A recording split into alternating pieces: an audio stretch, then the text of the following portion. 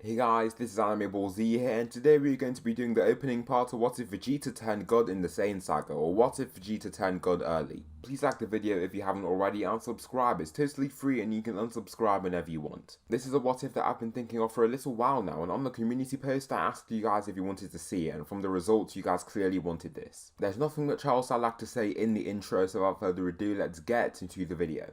Slick talker since a jet. Winter time, all the time, ooh, yeah. Look at the way that I move, swag, disrespectful and I'm rude, okay. I had cocaine in the school. So the Raditz saga remains the same, and so Raditz is still killed off. However, the first major event that changes is when Nappa is beat up by Kaioken Goku. Vegeta looks on him with pity, but instead of killing him, he allows him to rest. Now you face me, the Prince of All Saiyans. Come on, follow me, Vegeta shouts, directing them to another area to battle in. They battle and the fight goes pretty much the same as the canon timeline. However, what changes are the thoughts that Vegeta's having as they continue their bloody bout. Instead, he doesn't feel a will to kill a pesky low-class Saiyan, but instead feels thrilled by the fight. He feels excited to battle another Saiyan with such strength, and this time he doesn't even aim his Gallic gun at the earth. The beam struggle is horizontal and Goku manages to still overpower him. Once he uses his classic Kaioken ×4 to overpower the superior Gallic gun, Vegeta just smiles once he sees his power. Vegeta still survives but doesn't immediately jump to go Nguzaru. He lands on a gizzard rock and looks down to Goku. "Kakarot, you are the strongest Saiyan I've ever faced in my life," Vegeta shouts down in praise. "You are too," Goku says weakly, barely able to stand. "Have you heard of the Emperor Frieza?" Vegeta asks, which makes Goku think. "No, I don't think so. Why?" Goku asks. "Frieza is the emperor that has enslaved us Saiyans for generations. He is the reason my father is dead. He continues to use our power to carry out his evil deeds, and he's so powerful that he doesn't even have to lift a finger himself," Vegeta explains as he descends. Goku is still on edge and wants to battle, but Vegeta doesn't have the same attitude. "Don't worry, Kakarot, I won't kill you just yet," Vegeta says, slapping his frail body. Goku screams and falls to his knees, which just makes Vegeta chuckle. "You really put everything into overpowering my Gallic gun, didn't you?" Vegeta says, rather arrogantly as Goku raises back up. Goku is a little confused right now as he just doesn't really have an ulterior motive seemingly. "You want to revive your friends? I know how you can fulfill that desire," Vegeta says, walking up closer to him. "Why are you helping us?" Goku asks weakly before staggering to one side. "There are more Dragon Balls out there, however someone else wants the Dragon Balls too," Vegeta declares, making Goku confused. "What I'm trying to say, Goku, is that there's a third party at hand. My leader, the man that enslaved me and all of my people, are people. His name is Frieza, the Emperor Frieza. If you want to retrieve the Dragon Balls from him, you'll have to train. As much as it hurts my ego, we don't stand a chance against him just yet, even together," Vegeta states, making Goku think. He's going to meet a strong enemy on Namek, but it'll be their only chance of reviving their friends. Krillin and Gohan, watching Nappa, who is near dead next to them, are very surprised to see Goku with his hand over Vegeta's shoulder, flying back with Vegeta. Unluckily, the group don't have Senzu Beans, so Goku is just weak and frail with little power left. Krillin holds his hands up to Vegeta and even creates a blast that he aims at him. "Do not fret, I think me and Goku have made a compromise," Vegeta says, giving off a keen smile. Krillin's blaster decays, and after this they must try and heal Goku. While Vegeta urges them to heal Nappa, they are reluctant, but Vegeta explains to them that he is of no threat while under his command. Since Korin has no more Senzu Beans, they have to heal themselves naturally, and Vegeta has to talk with the group to actually formulate a plan.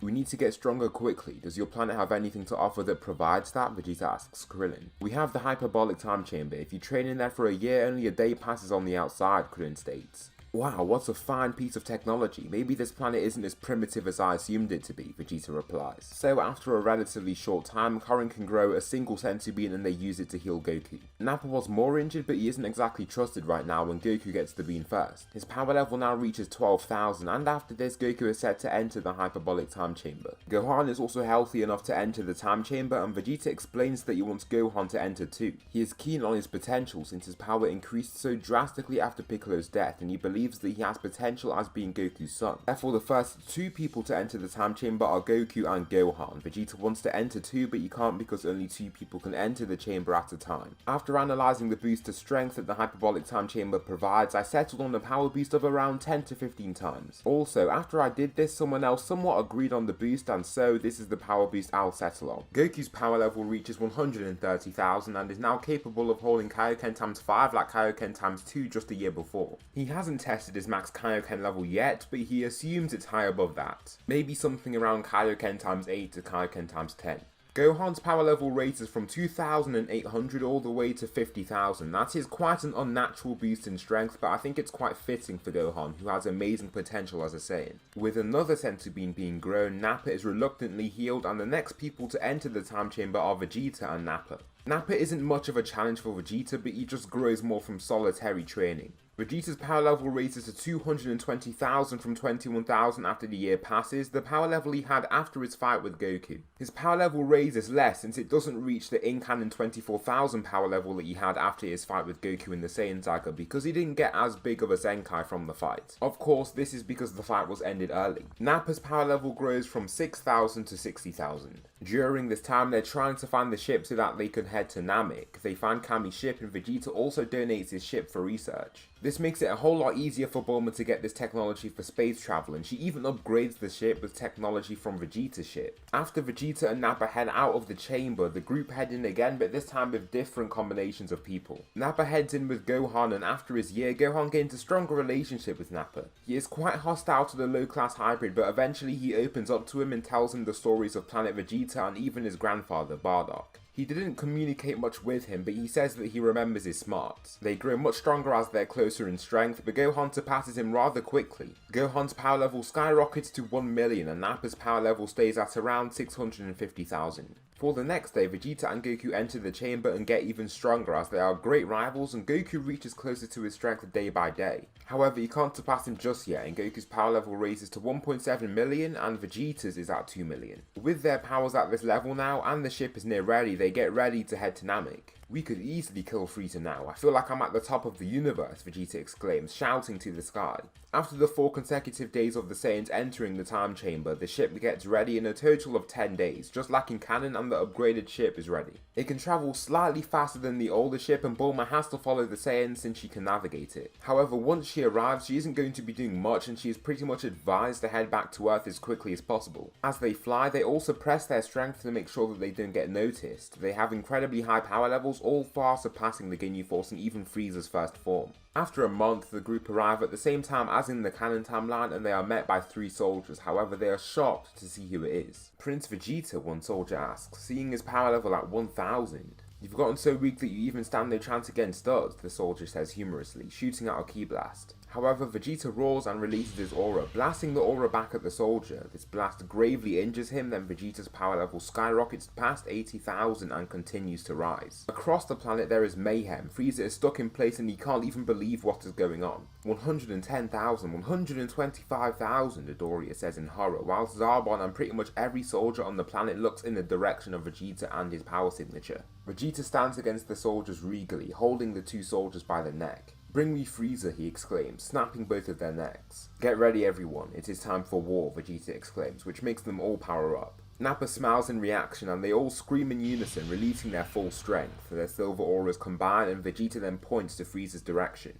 I sense his key signature, that's Frieza, Vegeta shouts, before blasting away in that direction with his Saiyan comrades. They fly in that direction and cover distance incredibly fast. As they travel, the water below them blasts up and violently, and in only seconds they arrive in front of Frieza. Zarbon, Midoriya, leave this place at once. Even the Ginyu Force can hold a flame to these guys. I'll defeat these Saiyans now, Frieza says, stepping out of his pod. I don't know how you Saiyans have gotten so strong, however it won't be enough to face me, Frieza explains, flying up to reach the same level as them. Nappa, take him on, you won't require us, Vegeta states arrogantly, making Nappa fly forward. After those years of you enslaving me, I won't stand for it anymore. I'll defeat you and put you 6 feet under, Nappa exclaims, powering up to his full strength. Let's go, Frieza, Nappa shouts, before diving forward to engage in combat with the Emperor. Before he can throw an attack of his own, he is punched right in his face and sent hurling through a hill due to the force behind the attack. Once Frieza lands, he dusts himself off and feels a nasty bruise across his face. The fact that Nappa might actually be stronger than him quite frankly enrages him, but he isn't willing to transform yet. He flies right back up toward Nappa and tries to punch him, but he blocks his first punch. Frieza flies around his burly arms and tries to strike him in the side of his body, but he is not successful. Nappa dips back and away from this kick before before launching his full power mouth beam. Frieza is forced to block since it's so fast, and once he is revealed, he is roughed up and bruised, and one of his shoulder pads is now shattered. "You're finished now, Frieza. Our Saiyans have triumphed over you," Nappa exclaims, laughing as he feels himself actually performing better than Frieza. "Is that so?" Frieza replies with a keen smile. After this, his body starts morphing in weird ways, and the Saiyans watch in horror. Frieza is revealed in his new second form that is more like Nappa in size. Nappa, after seeing this transformation, still believes that he can beat Frieza, and so they continue their battle. Nappa lands 2 punches to the opponent's face, but Frieza doesn't look concerned. He does get moved by each strike, but he isn't really injured. Frieza then darts forward and punches Nappa in the gut before spinning and slamming him away with his tail. Nappa falls back and feels some serious pain stemming from the point of impact, but Vegeta then signals for him to stop. "He's too much for you now. Kakarot's son, step in," Vegeta states, extending his arm toward the Emperor. Gohan nods before flying forward slowly and powering up. He uses the hate he has for such an evil person and remembers the stories that Nappa told him.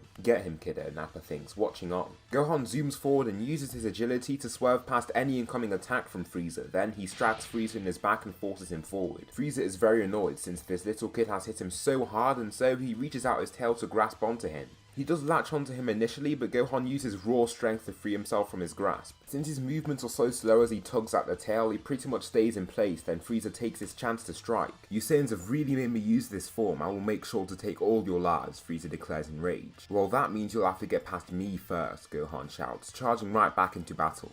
The two continue fighting and they are bang on equals. Gohan possesses superior speed while Frieza beats him in raw strength. Also, since Gohan is so nimble and small, it's harder for Frieza to land his attacks. Eventually, Frieza retreats more than 30 meters, then begins his next transformation. He pushes even further and feels his body transforming even more, then he enters his next, third form. For the sake of keeping things simple, I'll say the power level of his third form is 2 million. We don't know the power level of this form, but I wouldn't be surprised if it's around 2 million in terms of strength. With the form, you're getting through many stages of my plan, Frieza. Kakarot, Vegeta says, making Goku fly forward and past Gohan. "I present to you a powerful Saiyan in his own right, almost as powerful as I, and more than enough to defeat you," Vegeta declares, with his arms crossed. Little does he know, Goku could just use Kaioken and overpower him, even when he uses his Uzaru form. "You will be facing me now. You look just like a warrior I faced long ago," Frieza comments, while watching the fighter. "You must be his son then. If you are as strong as he was, I'm sad to say that this fight won't last very long," he states, before blasting toward Goku.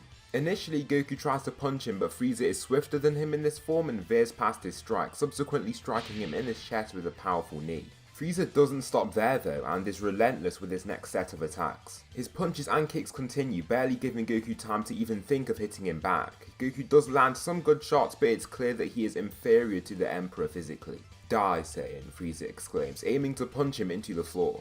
However, before he can do so, Goku envelops in the red aura of Kaioken ×5. His power level raises from 1.7 million to 8.5 million in seconds, placing him far above any level of strength that Frieza could possess in this form. Frieza still comes forward with his punch, but due to Goku's superior speed, the attack simply doesn't land. He slips past his punch, then kicks Frieza in his flank, which hurls him meters and meters away. Goku does not have much time with his form, and so he doesn't want to waste valuable seconds waiting around. He zooms forward and punches Frieza again before kicking him into the sky. This kick sends him flailing and flailing around while blood drips down from his newly formed wounds. Frieza looks terrified as the blast beams in his direction. His body is cloaked in a blue light and the sound of the energy wave fills Frieza's ears. Using all of the energy he can, he holds onto the beam of energy, only being pushed back. He tries to form an energy wave of his own, but it quickly dissipates under the power of the Kamehameha wave. Now utilizing his rage, he transforms and his bright pink aura pushes back the Kamehameha aimed at him. Goku just destroys it as his Kaioken vanishes.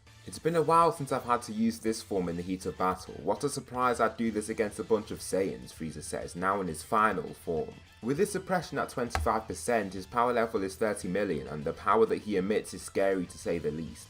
How could this be, even after all that training, Vegeta thinks, clenching his fist in rage. After onerous years of training and fighting, his team still doesn't have the power to face him. "Alright everyone, we're going full power mode now. Goku used that red form again and to its highest degree too. There's no time for mistakes," Vegeta roars, before shooting a white fake moon into the sky. The ball of white light shines brightly and seconds later their transformations begin. "Gohan, remember what I said in training," Nappa shouts as he starts to grow larger and hairier. The same thing is happening to Gohan and Vegeta. With their power levels now being multiplied by 10, Gohan's power level is 10 million. Vegeta's is 20 million and Nappa's is at 6.5 million. Goku enters Kaioken ×10, reaching near the strength of Vegeta at 17 million. The warriors charge at their target from pretty much all directions, and initially Frieza is taken aback by the power that they possess. Even though they're all weaker than him individually, they seem to be able to just keep him occupied. Gohan launches an energy beam from his mouth, but Frieza evades gracefully. The attack is simply too weak to land on him, and before he is even given time to slow himself down, Vegeta kicks him down from the air to slam him into the ground.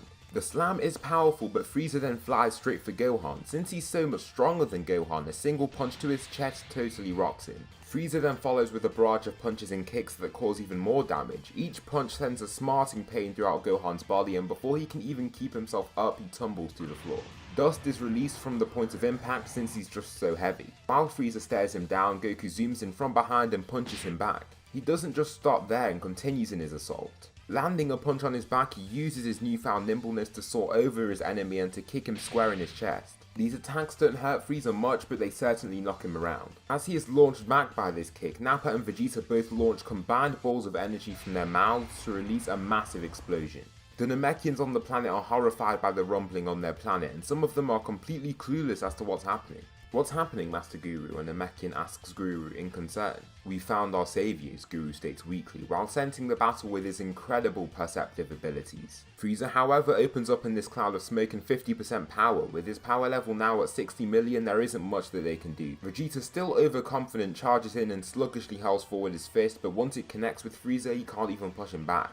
He feels a very small surface pushing back his hand, and this surface is completely stopping his punch. "The fun ends now, Saiyans," Frieza exclaims, before almost appearing before Goku to give him a single punch to his gut. Goku is no longer in Kaioken, so this strike knocks him out and leaves him gravely injured. "Nappa, attend to Gohan and Goku's injuries. We need every hand in this battle that we can get," Vegeta roars in his deep Uzaru voice, before diving forward to attack Frieza. He continues with his assault just to try and land an attack on Frieza, but it's useless. He is far too small and quick, and it's like he's trying to touch something untouchable. During this battle, Nappa complies with his commander's requests and heals the two Earthling Saiyans. Goku's power level raises to 2.5 million above Vegeta's power level, while Gohan skyrockets to 1.7 million. Gohan, still in his Uzaru form, roars and starts releasing his rage as he sees the severity of the situation. Alongside him, Goku enters Kaioken times 20 to raise his power level up to 50 million. Frieza holds a punch from Vegeta before Gohan comes storming in. His rage amplifies every stride that he takes, and finally he enters flight while in his Uzaru form to land a devastating kick to Frieza's arm. Subsequently, Goku dives down and hits him with a multitude of punches to his gut. Since Goku is near to his full power now, these attacks actually hurt him rather significantly. The final strike is a knee that slams him into the floor. To finish off the attack, Gohan swings down his arms in an ape-like fashion to form a large crater upon impact. The ground rumbles under the force of his strike, but the Saiyans are horrified to realize that his key signature isn't even decreasing at all. Frieza, with his typical scream of rage, blasts out from the confines of this newly formed crater to reveal himself once again. "The Saiyan race perishes today," Frieza shouts before shooting a death beam at the white ball in the sky. It explodes, and as a result the Saiyans lose their ultimate power. Vegeta, Goku, Gohan and Nappa are all in their base forms now, and Goku isn't even sure if he can use that same Kaioken state again. In the canon, when he had a power level of 3 million, he was clearly struggling to use Kaioken times 20, and now in this what if with a power level even lower than that, he is struggling even more. Frieza then uses his speed to try and eliminate them while he can. A single swatting kick knocks Nappa right out, then he follows through with 2 strikes to Gohan that also knock him out. He turns to Vegeta and punches him, but he awaits his punch and blocks, although the pain behind the strike is nearly unbearable. Goku then sees the Saiyans beside him, unable to face the threat at hand. If he doesn't get power now, he's useless. Frieza then zooms forward and kicks Vegeta in his gut before he can raise up to attack him again. After this strike, the Saiyan coughs blood and curls over in a ball in sheer agony. "Kaioken times 20, Goku exclaims, feeling the heavy strain of the form once again. He can tell that he won't be able to hold the form for long, and so decides to try and deliver the finishing blow now while he can. He tightens his fist until it vibrates from the clashing forces, then he roars in his advancement toward Frieza. His fist soars toward his target, but Frieza punches him before he can even land his attack. Subsequently, Frieza lands 2 savage kicks to each of his flanks, which rattle his liver and gravely damage his spleen. Finally, Frieza lands 2 precisely aimed death beams, one to his stomach, then one to his chest. Goku falls out of Kaioken, then coughs blood before stumbling to the floor. Blood seeps out of these wounds at an alarming rate, and there isn't exactly a way for him to stop it. He reaches for a senzu bean in his pocket, but before he can grab it, he loses consciousness. Vegeta eats a senzu bean himself that raises his power level up to 3 million. His panting fades once he is totally rejuvenated, but his power still isn't enough and he knows that. Even with Yuzaru, there's no chance that he can win now. After remembering all of the suffering that he's been through as this Emperor's subordinate, he almost can't stand the fact that he is still inferior to him. The very thought makes his blood boil, and his need for power is very strong right now. You built up an army to face me, but you still lost all the same. They will remember you, Vegeta, Prince Vegeta the Valiant, who died after a rash attempt at overthrowing his rightful master. Vegeta can barely look Frieza in the eye, but now he is truly furious. He needs power, and he needs it now. The ground around Vegeta starts to crumble as his power rises. His aura pushes back Frieza, who watches on in surprise. Vegeta's hair switches from black to gold, then back to black again. His power level continues to rise, and it's almost like there's no end to the increase. Frieza can't even sense his ki and doesn't know what's happening, but the other three Saiyans aren't even conscious to witness what's happening. Clouds collect and darken over Vegeta, who starts releasing vast amounts of energy. I present to you your greatest fear, Vegeta. The Saiyans reign supreme once again, Vegeta shouts while transforming. His final scream fully transcends him into this new state, Super Saiyan.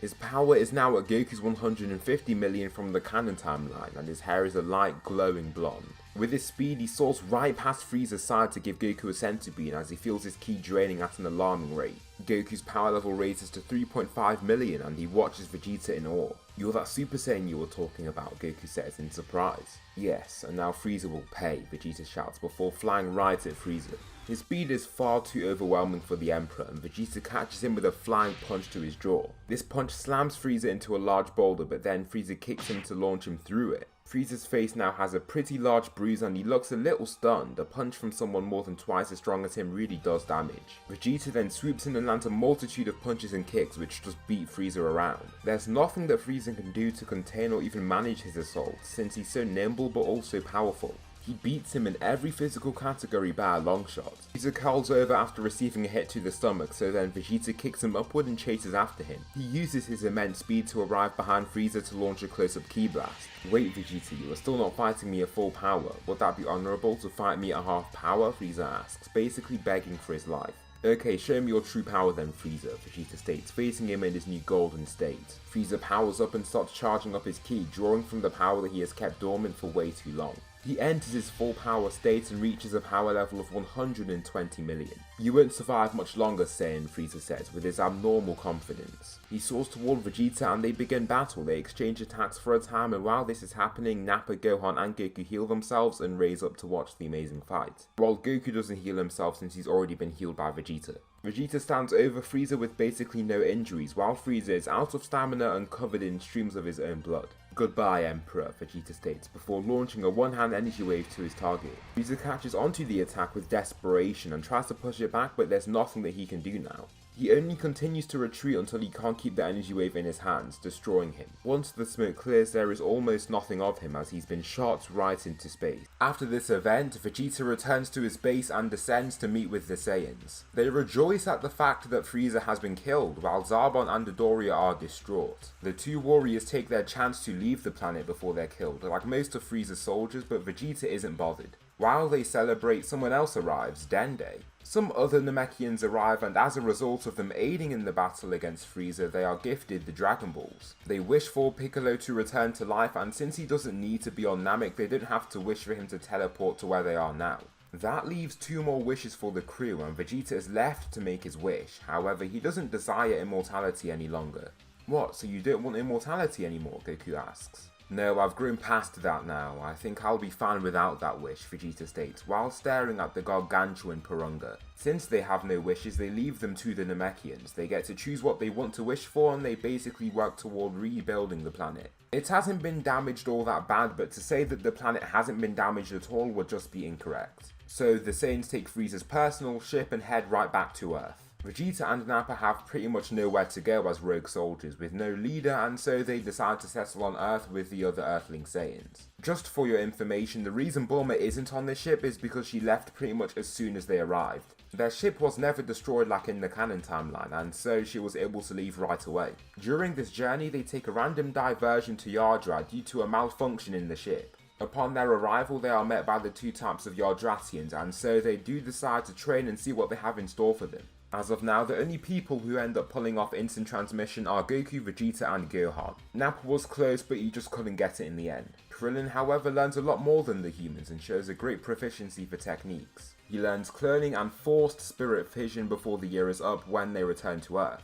As Frieza arrives in his mecha form with his father before the Saiyans arrive, two special beings deal with both of the evil beings who have arrived. The two beings both possess the power of Super Saiyan, and these people are future Trunks and future Gohan. They both return to their base forms, and what changes in the future timeline is that future Vegeta initially survives. Once he survives, he faces off the androids to allow future Gohan and Trunks to escape, sacrificing his life to possibly save their timeline. This means that eventually Gohan and Trunks make it to the present timeline to meet the rest of the Saiyans that arrive from Yardrat. Upon arrival, I'll go over the powers of these Saiyans. Power levels are useless from this point on, but Goku and Vegeta are both capable of Super Saiyan, while Vegeta is theorizing a possible step beyond Super Saiyan. Both Saiyans are clueless, so he stops trying to fight to ascend a form that he's not even sure he can ascend past. Can you turn Super Saiyan? Future Gohan asks Vegeta.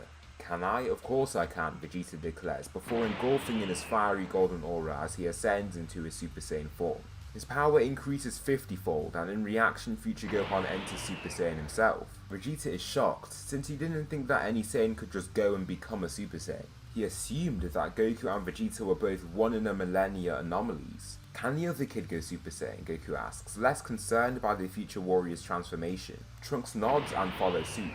Alright, let me see how strong you both are. Give it your best shot to try and defeat me. Kakarot, you stay out of this, Vegeta says. Gohan nods to Trunks, then they both fly at the Saiyan, but Vegeta seems unfazed. He swerves past a slash from Trunks that sends the younger future Saiyan soaring over his shoulder. Finally, he lands a gut punch to Gohan that brings him to his knees. Who are you warriors? Vegeta asks, returning to his base form. Vegeta isn't as keen of showing off his superiority, but is more concerned with the actual situation at hand. There are other full-grown, strong Super Saiyans. After this, they explain what happens and how Goku dies of the heart virus, leaving Vegeta as the only hope of saving the world against the androids. He inevitably still isn't enough to face the insurmountable power of the androids, even with the Saiyan power of Zenkai's. The future warriors also aren't too bothered about Nappa's presence, since he was alive in their timeline. Actually, he was killed by the androids in an effort to save future Gohan when he was younger. You know what this means, Saiyans. We must train and break our limits. We will achieve the power needed to face these androids, Vegeta shouts to his group, making them even more motivated. As he has a calmer, more good-natured spirit, his leadership skills are actually more clear when it isn't shrouded by ego. After this point, they all begin training. Goku and Vegeta are the main training partners, while Gohan trains with them and Nappa. He also trains with Piccolo, but it's hard for the Namekian to keep up with the Saiyans. During this 3-year period, Nappa actually gains access to Super Saiyan, and so does Gohan. Gohan looks like when he fought Cell already, since he went in the time chamber for 2 years before going to Namek. Nappa is the weakest Saiyan, while Gohan is nearing the levels of Goku and Vegeta. Goku and Vegeta are practically equals, but Vegeta edges them out just slightly. Vegeta has gained access to Grade 2 and so has Goku. They call their forms Super Vegeta and Super Goku respectively. So May 12th comes around and the day of the android's arrival has come. They all travel to the city of Sasebo, where they feel key signatures dropping rapidly. The Saiyans stand ahead of the Earthlings and peer down into the city.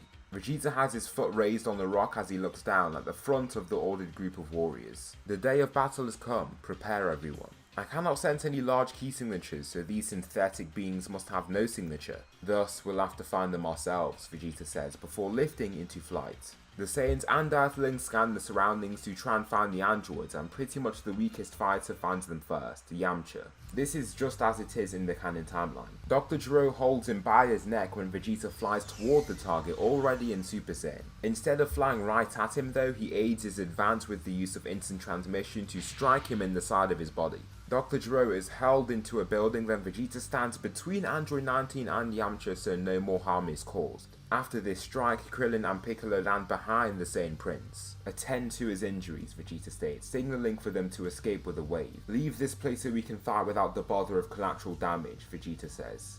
That won't be a bother, Dr. Gero states, before blasting the entire city's population to smithereens with his laser eyes. Vegeta grunts in annoyance after seeing everyone in the city killed, but Dr. Gero complies only after they're all dead. Vegeta faces off against 19 with a smirk. He knows he is strong enough to face this android, and if not, on the off case, the Super Saiyans could all jump in to help him. Future Trunks and Gohan have returned, and they're both capable of Super Saiyan 2. Not Super Saiyan 2, but Super Saiyan as well. Android 19 dives forward with his palm out to try to absorb Vegeta's energy. However, before the hand contacts his skin, he lands a devastating punch that crushes some of Android 19's head components, while also launching this android back several steps. Vegeta then teleports behind it and grabs its arms before planting his feet on the android's back. He pulls and snaps the arms right off in this motion, following up by chucking them away. With the arms of the android gone, its main attacking limbs are gone, and so Vegeta launches a close-up energy wave to destroy it. Once the smoke clears, Dr. Gero is lost for words, but then Goku staggers onto Nappa's arm. "Are you okay, Kakarot?" Nappa asks, holding him up easily. I don't know, Goku says before dropping to a knee. "It's that heart virus, take him away and heal him someplace else. I'll take on the androids myself," Vegeta states. "Those aren't the androids," Future Gohan states, much to their confusion. "How?" Gohan asks in surprise. "Yeah, they look different, and these guys seem a little weaker than the ones we knew. They looked totally human, like siblings with piercing blue eyes. I'll never forget those eyes," Gohan says, clearly traumatized by those beings. Dr. Gero then stuns them with an energy wave that blows up a bunch of smoke. After this, he takes his chance to fly away, and he does cover significant distance. Vegeta can't just teleport toward him with instant transmission since he has no key signature. However, he chases after him with his own flight, but by the time he arrives, it's too late. The androids face the Saiyan, and Gohan can barely keep himself still. The same can be said for Trunks. "I hate following Dr. Gero's programming, but we need a little purpose," 17 states, before they fly off. "What do we do now?" Krillin asks the crew. Vegeta ponders for a few seconds, but after this time he formulates a strategy. "We'll follow after them, all the Saiyans. Use the sensu beans to get stronger as you fight and gauge their power. If they're still too powerful for us, we must retreat," Vegeta says, chasing after them. Gohan, Trunks, Future Gohan and Nappa then follow him. Krillin and Piccolo meet up with Goku to then check if he's okay. The Saiyans land ahead of the three androids, pretty much circling him. They're all in Super Saiyan and 17 is still as arrogant as ever. "You think there's power in numbers with you lot? You all stand no chance," 17 says. Older Gohan and Trunks face that man. "Nappa, Gohan, take on 17. I'll face the big guy myself," Vegeta states, smirking. Android 16 doesn't look the slightest bit bothered, and his aloof face says it all. Future Gohan and Trunks charge 18 while Gohan takes the main role. Trunks leaps over the android and shoots down a ki blast that Gohan kicks her into. However, she blocks the kick with her arms and then raises them to block the ki blast too. "I see that you've been training your teamwork," 18 says, evading a punch from Gohan. Future Gohan throws a multitude of punches, but pretty much all of them miss. Finally, Trunks dives down with a slam, but 18 is swift enough to dodge that attack too. Nappa and Gohan both fight Android 17 while in Super Saiyan. Nappa's aura condenses and forms a golden sheet of energy across his right fist before he crashes it into the floor.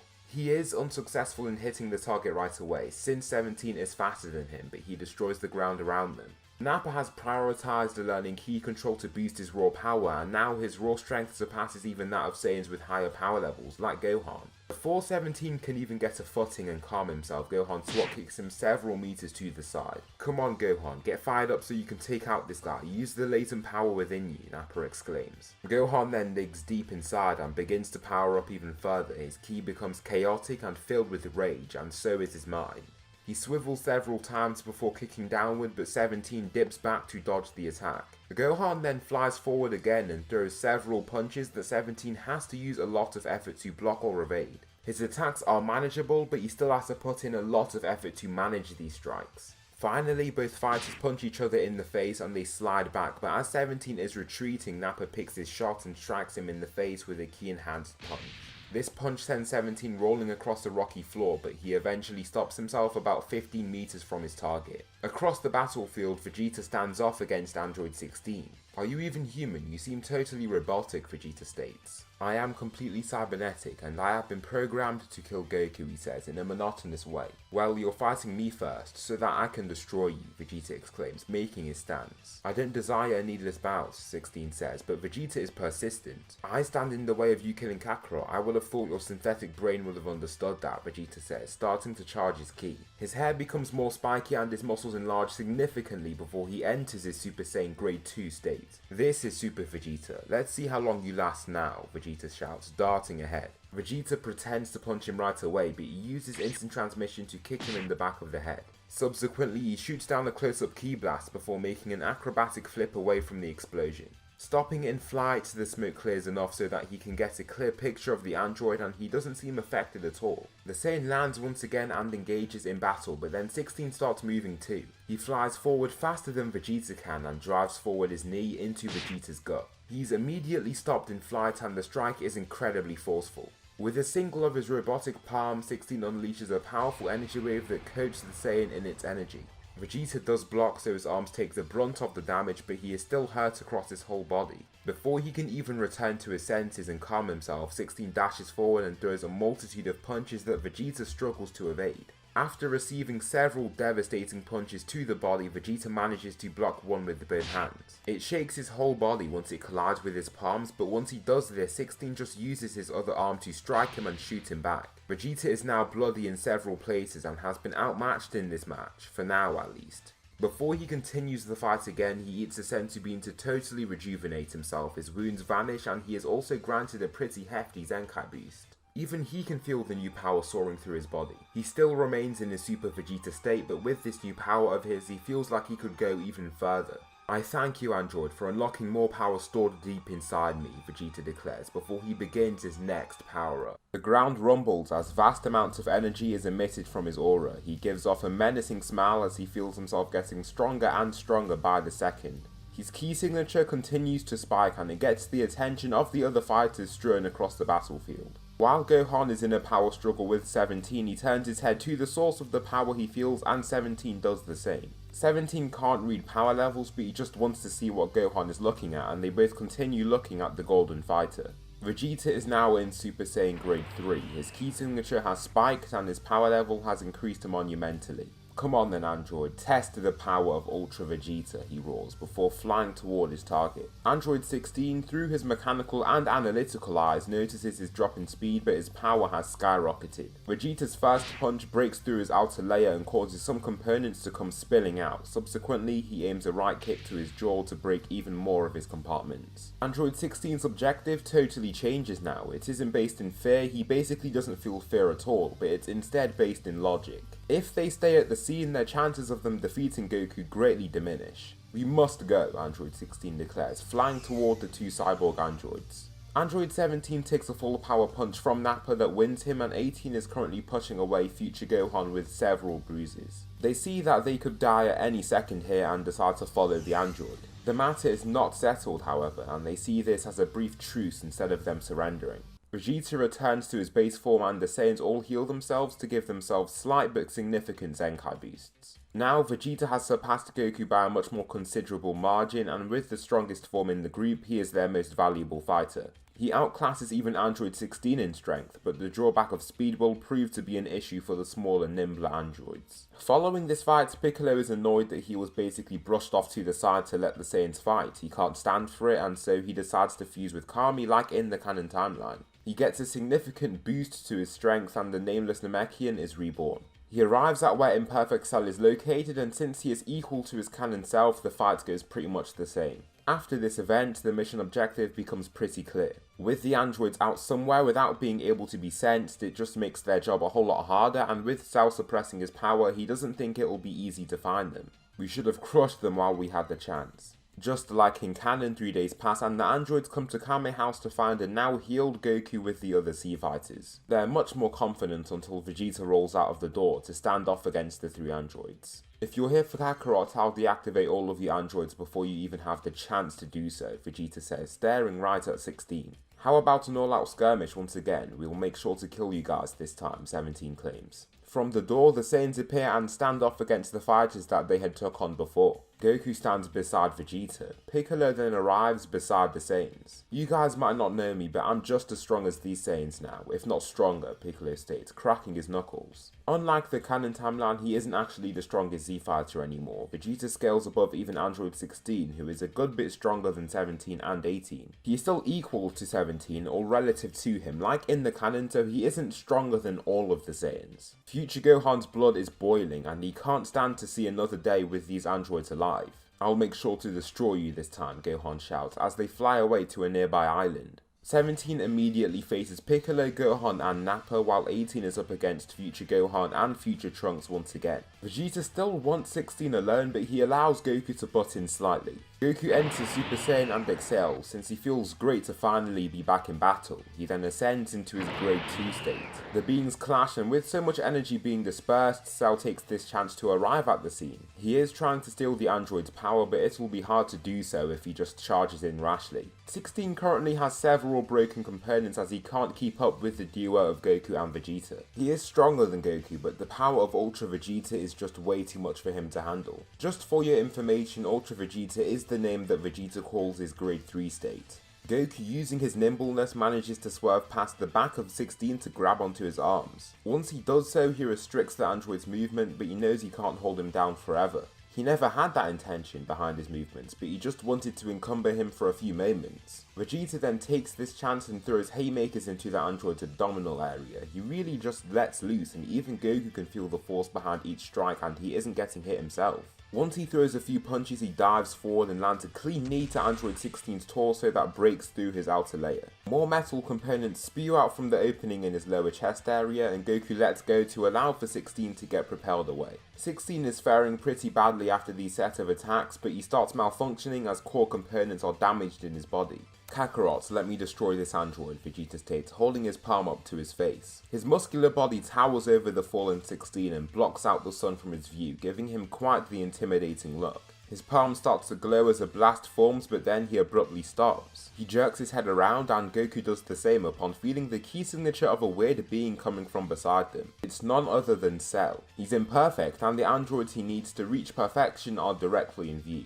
He flies at the crew and startles pretty much everyone there. His initial strike on Future Trunks wins him and launches him away, but Future Gohan isn't willing to go down that easily. He retreats off 18 and uses his singular arm to launch a massive energy wave in his direction. Cell doesn't move initially and tanks the impact head on. The smoke clears and he is still healthy and relatively unhurt after the attack. All that remains are small bruises on his arms. He then uses his superior speed to whirl past Gohan to latch onto 18. No, Vegeta shouts, diving forward in grade 2 so that his speed isn't really hindered. He soars past the Saiyan in a split second with a clenched right fist, but before he can even touch Cell, he is blown away by a dense wave of wind and ki. Seconds later, Cell envelops in a translucent ki shield and his transformation ensues. All the Saiyans and remaining androids can do is watch in horror as semi-perfect Cell is born.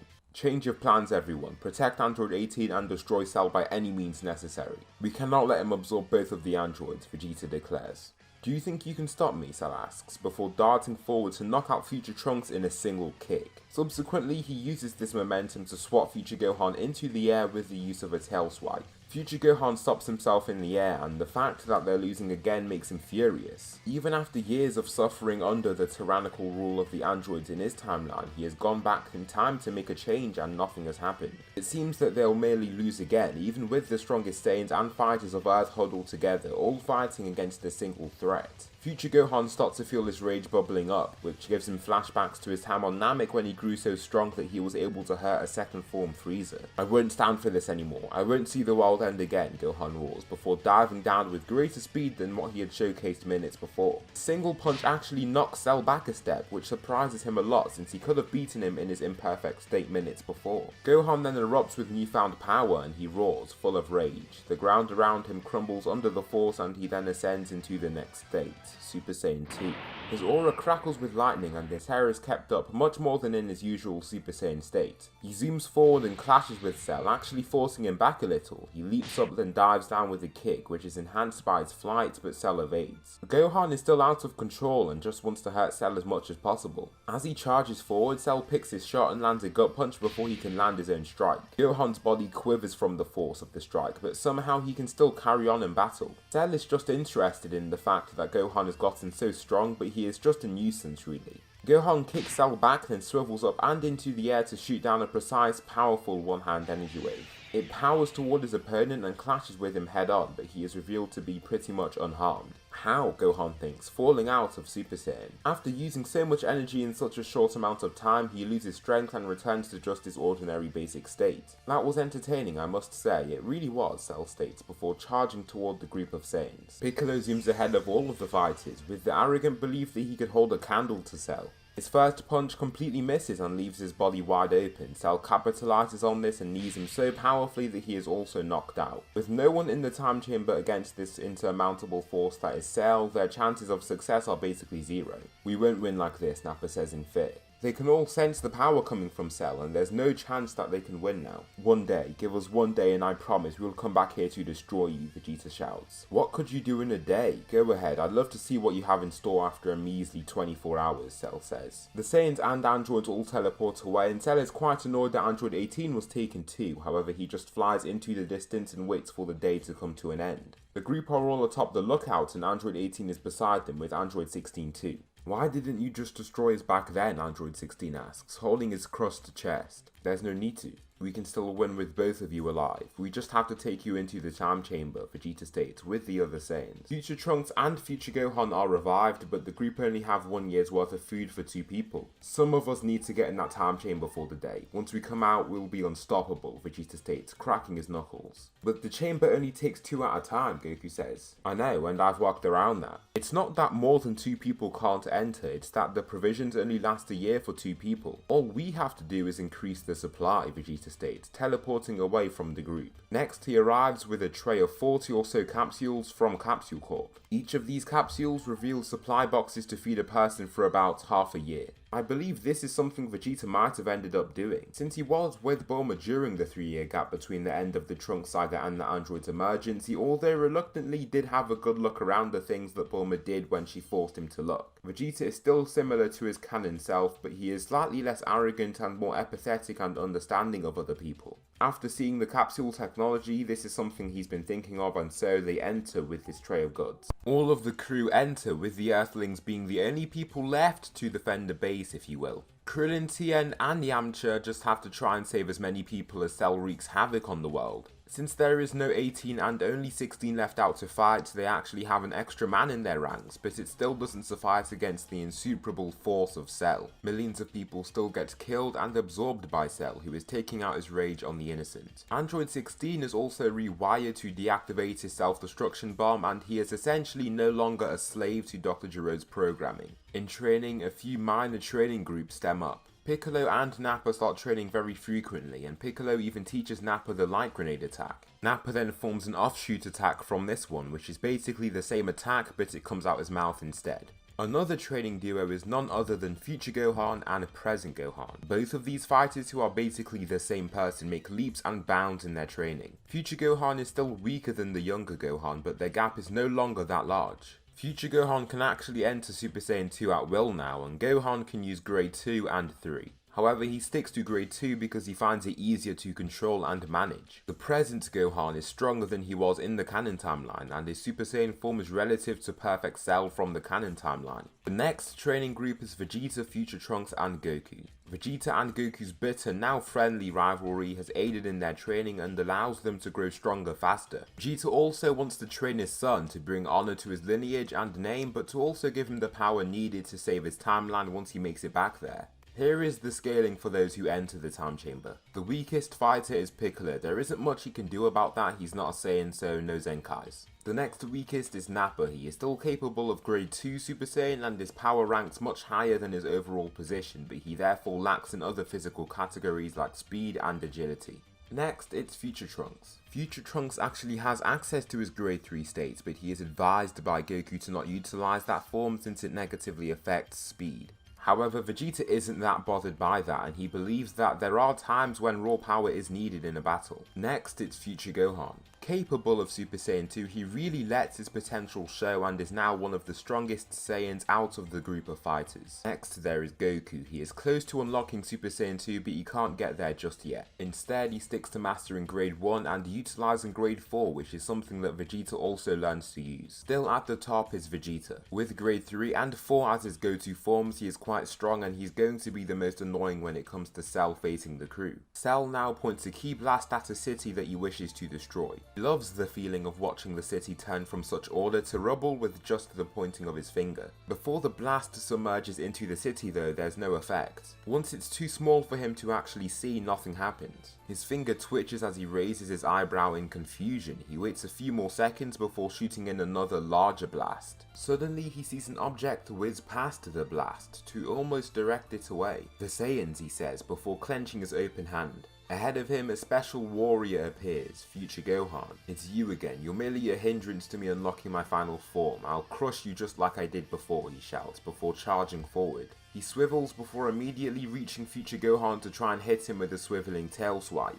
However, before the attack can land, Future Gohan enters his Super Saiyan form and swivels over the movement gracefully. He does it while still crossing his arms, then he catches the next punch that whirls toward his face. How? Cell shouts, unable to free himself from Gohan's grasp. My world is already destroyed and you dare to try and destroy this one? You will pay for what you've done here, Cell. I will pulverize you, he roars, before front kicking him back. The force behind his strike bewilders Cell, but also terrifies him. That kick was stronger than anything he could ever output, so he wonders what's to come in fear. Gohan doesn't immediately rush back up, but takes his time to power up even more. His power reaches new heights and he eventually ascends into Super Saiyan 2.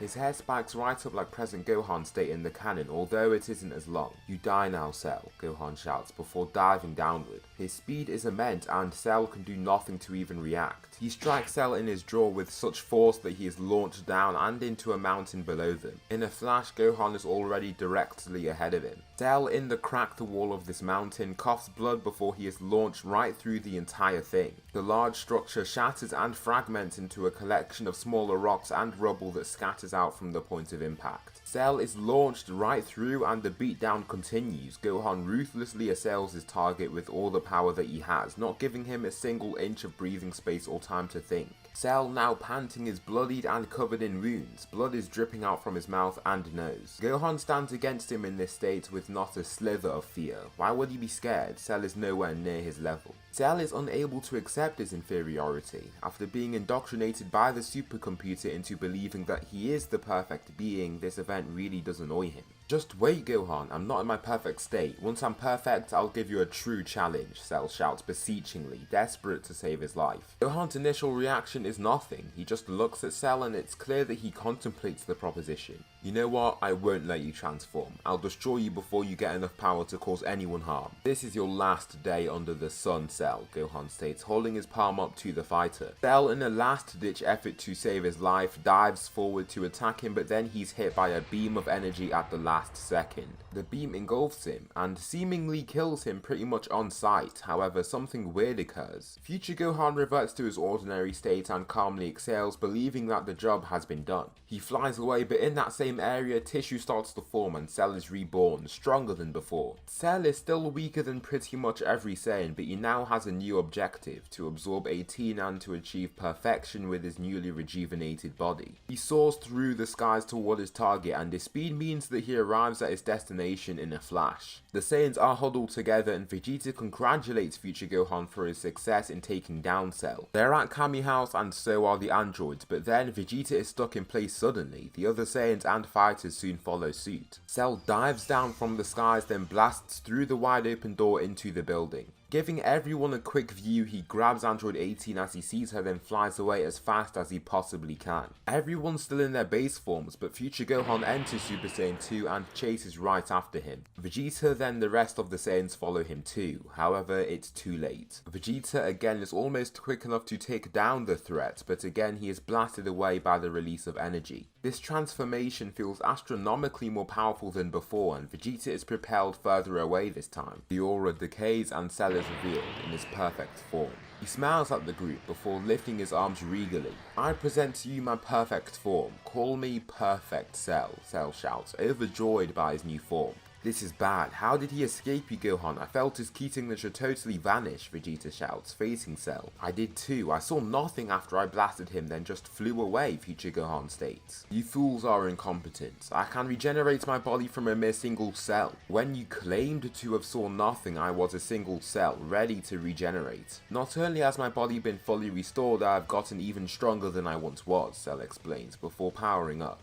Everyone is scared of the power that he releases, but the first to throw his fear away is Vegeta. He roars and enters his Ultra Vegeta state, which Cell seems unconcerned about. "You won't be able to handle the power of Ultra Vegeta," Vegeta roars, diving ahead. He soars forward in flight and attempts to punch Cell, but he evades with ease. Vegeta even sees a smug smirk across his face as his fist totally misses the target. Vegeta continues trying to hit him, but it's proving to be quite unsuccessful. Even with his immense raw strength, it's something that has sacrificed his speed. "You might be even more powerful than I, but what's all that power going to do if you can't even hit me?" Cell explains, before dipping past another punch to his face. As Vegeta falls forward once again, Cell lands a quick strike to his gut to stop him in his tracks. Vegeta grunts from the pain, but he doesn't seem too overwhelmed by the strike. Vegeta then uses his quick wits and teleports behind Cell to try and land his first attack. However, as his fist powers towards Cell, he swivels over it gracefully and covers several meters of distance in the process.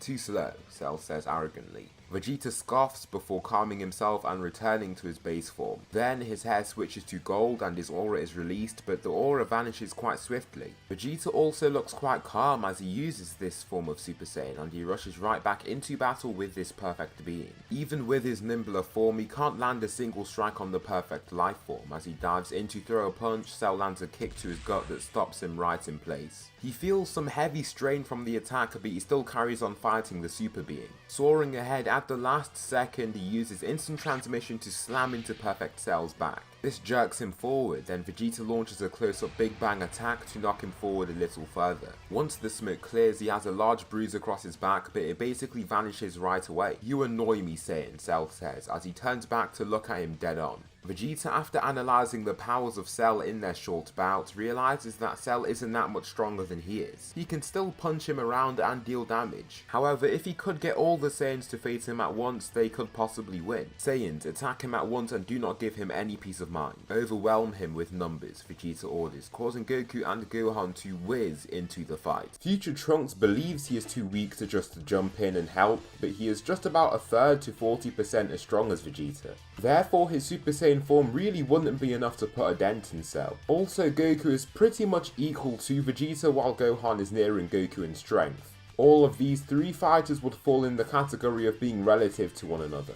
The differences in their overall battle power are minor and borderline negligible. The three Saiyans attack Cell with ferocity, and with all of their power levels combined, they are stronger than Cell. They overwhelm him with various techniques and instant transmission to just make his job even harder. He has to be aware of attacks coming from literally all around him, and with people that individually near his strength, it's proving to be quite the onerous task. Cell blocks a straight punch that comes from Gohan, but then Vegeta dives down in his Ultra Vegeta state to try and land a downwards kick. Cell is just about fast enough to move his arms accordingly, but once he lifts his arms to try and block this attack, Vegeta is gone. Into his chest, Vegeta lands the attack through teleporting, and this kick hurls him back. In response, Goku launches a full power Kamehameha wave to his back to launch him downward.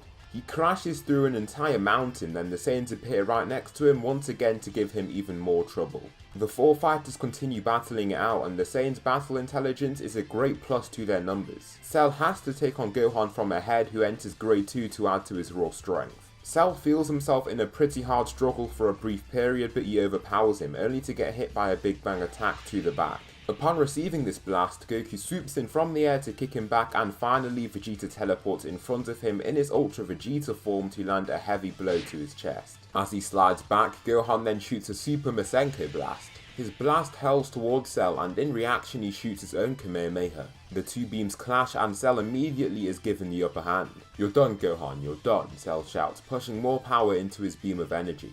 His beam soars toward Gohan, but then Vegeta appears behind him and charges his golden final flash. Cell barely notices, but then he hears another energy beam hurtling toward him. In reaction, he is forced to split his blast into two beams of energy. With these two beam struggles at once, he can barely keep them back, and they slowly push toward him. In reaction, Goku launches his Kamehameha right down the middle to Cell's body. "Come on, Gohan, put everything into this," Vegeta roars. It lands on him head on, and once this happens, the other two Saiyans pour as much power into their blasts as possible. Then the other Saiyans take heed of what's happening. They then shoot down beams of their own, and these blasts come from various directions. The center of the beams, where Cell is, turns into a massive explosion, and Cell is destroyed in the center of it. Once the beams dissipate, nothing is left at the center, and the group pretty much assume that Cell is gone. Much to their luck, Cell's very last cell is also destroyed in the blast, and the threat of Cell is gone. The injured fighters heal and return to their ordinary levels of strength, and the fight against Cell is pretty much over. So Cell is defeated before the beginning of the Cell games, and the androids are pretty much gone with him. With the Dragon Balls, the androids are revived, and they do have their self-destruction bombs. However, those are taken out after a while. With this, the Cell saga pretty much comes to an end. This allows future Trunks and future Gohan to return to their future timeline. Do not grow frail, Gohan. Remain strong like the formidable Saiyan warrior you are, Vegeta says to future Gohan before shaking his hand. I'll make sure to, Vegeta, future Gohan replies, before hopping into his own time machine. The time for the future warriors in the present timeline is pretty much over, and they head to the future while the other Saiyans remain on Earth. Vegeta remains on Earth with Kakarot, and his will to grow stronger has never faded. He feels like he has to live up to his title of Prince of the Saiyans, and as a Saiyan, power is something he always strives to possess. Goku remains alive and trains with Vegeta very frequently. They both grow off each other's strengths and make increases in power. Now, since Vegeta isn't as arrogant and selfish as before, he can give himself rest since he now accepts that that is the right thing to do. By dint of this better mentality of his, he actually remains as stronger than Goku. Their top forms are Super Saiyan 3. Nappa also trains with them, but it's hard for him to keep up with them. It's much easier for him to get Gohan to spar, even though his life is quite busy. Gohan still does drop his training pretty much altogether, and his studies take over his priorities. Nappa ends up having a child with Launch that we shall call Nappa Jr. for simplicity. He's not bald like his father, but he has blonde hair that has been inherited from his mother Launch. He is the same age as Goten, and he is capable of Super Saiyan alongside Goten and Trunks. Nappa can use Super Saiyan 2, but he hasn't unlocked Super Saiyan 3 just yet. Since their parents meet up very often, the kids have many opportunities to spar each other. This means that they go stronger very fast. They can all go Super Saiyan, while Trunks is the strongest of the three. However, Nappa Jr. is stronger than Goten because he trains a lot harder, which is due to the influence from his father. He also isn't arrogant and rich like Trunks, so he doesn't really act like he does. He acts a lot more similar to Goten. However, I'd say he's a little less bubbly and positive than Goten. In the World Tournament Saga, the main difference is that Nappa Jr. and Trunks meet each other in the semi-finals of the Youth Division. Nappa Jr. wants to prove his strength and beat Trunks, but he acknowledges that his time in the tournament might end very soon. Remember, no Super Saiyan, Trunks says as the fight starts. We'll see, Nappa Jr. states before charging ahead. They clash forearms, and for raw power, Nappa Jr. has his opponents beat. Trunks is assailed with a heavy strike to his chin. Subsequently, Nappa Jr. tries to ram a Ki Blast into his body, but he uses his speed to dive back and evade. The Ki Blast is instead shot forward for his body, but Trunks uses all of his strength to swat it away and into the sky. After it flies a few hundred meters up into the air, it explodes and the fight continues. Nappa Jr. races in again, but he realizes that he must use some quick battle wits to win. In physical fighting prowess, Trunks has him beat, but Nappa Jr. could possibly use other things to keep him in the tournament. Upon reaching Trunks, he shoots forward a powerful Ki attack that blinds him. He can't help but shut his eyes, and Nappa Jr. takes advantage of this. He punches him in the body, then uses a jump enhanced with flight to arrive behind him. Nappa Jr. lands a few meters behind him, then begins charging up his signature attack. His weaker mouth grenade that he calls the Mouth Bomb is released in the exact same way. Also, just for your information, the Mouth Grenade is Nappa's version of Piccolo's Light Grenade. It's pretty much the exact same attack, but the only difference is that Nappa shoots the attack out from his mouth and not from his hands. While Trunks is opening his eyes, Nappa Jr. shoots the golden ball of Ki right at him. The ball soars toward Trunks, and there isn't much that he can do. He transforms into a Super Saiyan and blocks the attack with ease. I thought we said no Super Saiyan. I knew you would cheat, Nappa Jr. shouts. Well, you did say we'll see, Trunks replies. Nappa Jr. stands off against Trunks before entering the same form himself. His golden hair lifts and starts to glow, then he rushes right back into battle. The crowd are in awe of their speed and find it surprising that they were restricted to the junior division. They continue fighting, and Trunks possesses greater skill by dint of his superior talent. However, each attack thrown by Nappa Jr. possesses more power, and he can actually hurt Trunks a little more with each strike. Just for your information, Nappa Jr. is a little larger than Trunks and Goten since he inherits his muscle mass from Nappa. Come on Nappa, search inside for more power, Nappa Jr. thinks to himself, before taking a straight punch to the gut. Subsequently, Trunks lands a swiveling kick to his jaw that forces him back, and there is little that he can do. Blood trickles down his face and he frailly lifts his arms to block another punch to his body. Once he falls back a few steps, he feels something snap inside of him. As the next punch powers toward him, he catches the attack with relative ease and stares Trunks down. "I won't lose, I'll prove that I'm the strongest," Nappa Jr. shouts. "That's my boy," Nappa states while spectating the match himself. Nappa Jr. starts to scream, then his hair becomes even more spiky, his muscles grow larger and his aura becomes more fierce. With a final scream for power, he enters his Grade 2 state and Trunks notices the significant increase in his muscle mass. Even though he's only 7, he looks insanely massive and has the vascularity and muscle mass of someone 3 times his age. He can't stop panting as he feels his power, then soon after he struggles to a knee. He returns to his Grade 1 state and seconds later his hair falls and no longer continues glowing. His body falls and Trunks is given the win. "He unlocked that muscly super form, that's pretty neat," Goku states while spectating the match. Nappa Jr. is given treatment and he seems totally out of it. His stamina is depleted, but he seems ecstatic that he has accessed another Super Saiyan form. The rest of the tournament goes pretty much the same up until when Gohan is taken down by Spopovich and Yami. Upon seeing this, Goten, Trunks and Nappa Jr. still at the tournament try to fly after them with the older Saiyans. "Stay back, kids," Nappa says before following after Shin and the Saiyans. "Go back home, stay safe, you did amazing out there, for all you 3, Nappa says while looking at his son.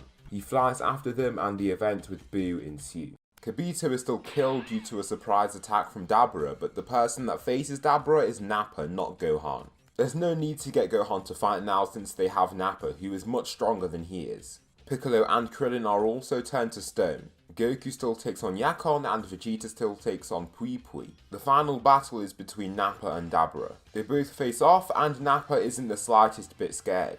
"Come on, Demon King, show me what you're made of," Nappa shouts, making his fighting stance. "I shall," Dabura replies. Nappa begins in his base form and as you'd expect, he gets beat around quite a bit. Dabura lands a straight punch to his body that launches him down so that he's now adjacent to a rock hill. Dabura uses immense speed to shoot himself down and Nappa isn't willing to take another attack from him in his base. There's no need for him to, and so he ups his power to Super Saiyan. His aura shoots back Dabura, but he isn't all taken aback by his level of strength. Dabura dives down regardless and comes in hurdling with a kick. Nappa uses his amplified speed to evade the attack and once he does so, his right hand cloaks in vitalizing golden ki. As his arm swings around in motion, you can see a trail of golden energy across his hand. Once he's in the right position, he shoots forward his fist in the form of a punch. His strike hurls Dabura away and his power surprises him. His blow has immense power and Nappa continues on in this state. Using his strength, he batters the Demon King with a flurry of punches and kicks. His raw strength is insane and the only way Dabura is actually surviving is due to his superior speed. He can evade Nappa's attacks from time to time, but just barely. Dabura, covered in blood and his own wounds, faces Nappa with his arms held tightly to his torso. He is in a pant and so is Nappa. Nappa is having an easier time, but his stamina is rather poor for his level of strength. I mean, with all those gargantuan muscles that he has to move around, it's inevitable that his stamina would worsen. Nappa opens his mouth wide and energy starts flooding into and around his mouth. Soon this loose concentration of energy condenses into a ball of ki. Dabura does not like the look of that energy and so decides to retreat so he isn't hit by it. However, Nappa uses instant transmission to appear behind him. He shoots out his mouth grenade and Dabura gets hit by the attack right on. A massive explosion is released and Nappa's mouth grenade has far surpassed the power of Piccolo's light grenade. It looks like there's a literal star on the battlefield and Dabura is at the center of it. Once the explosion dies down, Dabura is revealed with grave injuries and it doesn't look like he'll be able to fight for much longer. He tries to play the game a little dirty and shoots spit at Nappa, but he just teleports out of its way to remain unharmed. "That's not gonna work on me, Dabura, allow me to finish you off," Nappa says before powering up even more. His muscles bulge up and lightning starts to appear in his aura. He shouts and achieves his strongest state, Super Saiyan 2. His muscles look even larger than before and his power has doubled. From his current position, he shoots himself forward and throws a multitude of punches and kicks. Dabura can't evade any of the strikes and is forced to take all of them head on. Each strike shakes up his body and now that his body isn't in peak condition, he can't properly move himself around to evade him. Unable to evade the attacks, he has to take each one, and finally Nappa hits him with a straight-on energy wave. The wave of energy engulfs him and ultimately destroys him. Once the light dims down and vanishes, there is no more Demon King. He's been eliminated in the blast, and then Piccolo and Krillin return from their stone states into their normal bodies. Unluckily for the Z Fighters, Babidi has managed to generate enough energy to activate the evil fighter Boo. At the spaceship, the being is summoned and the beings at the spaceship face him directly. The reason why Boo is summoned now instead of later is because the fight with Nappa and Dabura actually generates enough energy for Boo to be activated right away. There's no need for Babidi to try and turn Vegeta Majin and to get a fight between Goku and Vegeta because he already has the energy that he needs. This being will be a mere hindrance. Allow me to obliterate it, Vegeta shouts before entering Super Saiyan 2. His aura crackles with electricity and subsequently he zooms ahead toward the pink fighter. The other warriors stay on edge in case they need to jump in and help. Supreme Kai is the most concerned fighter out of the group because he knows the power of Boo. He experienced this sheer ruthlessness firsthand. Vegeta lands a straight punch and the power behind his strike opens the being's belly wide open. However, he reconstructs his body and the opening vanishes. The two beings battle for a time and Vegeta isn't really able to break through his defenses with ease. He knows for a fact that he is physically more powerful than Boo, but his unique perks are granting him quite the advantage. Vegeta, dodging an incoming punch from Boo, steps away and lands just ahead of the other fighters. Now Boo, allow me to show you all of the power that I have. Prepare for annihilation, Vegeta roars, before beginning his power-up. I did not know you Saiyans possessed this much power, Supreme Kai says, while using his hand to keep looking forward with the powerful gusts of wind and ki flowing in his direction. No, this is just Vegeta. Just you wait, you've only seen less than a third of his strength, Goku says. Vegeta then shouts and his hair grows much longer. He enters Super Saiyan 3 and calmly exhales as he tries to control his depleting energy.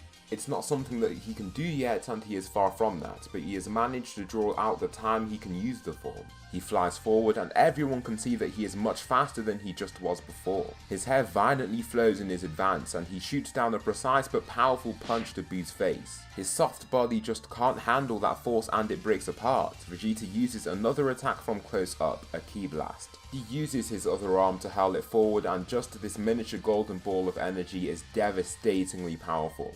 However, the small lumps of pink mass combine again to form Majin Buu. Vegeta doesn't waste more time and retreats to his fellow warriors as he sees that it won't be that easy to destroy Buu. How do you think we're going to get rid of him, Supreme Kai? Goku asks. That being is the most durable being I've ever fought in my life. Everything I throw at him, he can't evade, but it doesn't affect him at all, Vegeta says in annoyance. You two are much stronger than the combined force of the Kais back then. My only thought is that you hit him with everything that you have. All of you Saiyan, Supreme Kai states. So we have to fight with everything we've got, Nappa says, walking up to Goku and Vegeta. The three powerful warriors stand beside each other and face Majin Buu directly. Nappa enters Super Saiyan 2 and Goku enters Super Saiyan 3. Following this, the fight begins. Goku and Vegeta speed off in Super Saiyan 3 to keep Buu occupied at first. They use light attacks and mainly try to keep his vision off Nappa.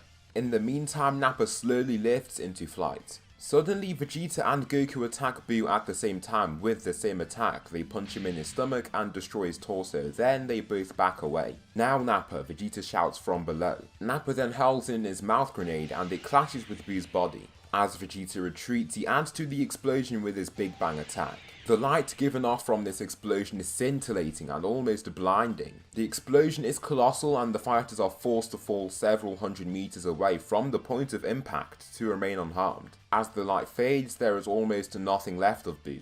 Vegeta isn't convinced and then launches in a large number of ki blasts. The smoke fades and seemingly after this all that is left is smoke. You three actually did it, you destroyed Majin Buu, Supreme Kai shouts in happiness. However, in the smoke Buu forms once again, his body is revealed in full health and the Saiyans can't believe it. How? His durability is out of this world, Nappa shouts upon seeing this. Vegeta's breathing rate has already started to intensify and in reaction he returns to Super Saiyan 2. I can already feel my stamina slipping, Vegeta states. Majin Buu, while laughing, flies right back up to the crew and attacks Vegeta first. Since he's a fourth of his previous strength, Buu can actually hurt him. Goku launches him down with a kick to his side, then Nappa zooms down himself. He uses a controlled punch and floods as much ki into his strike as he possibly can.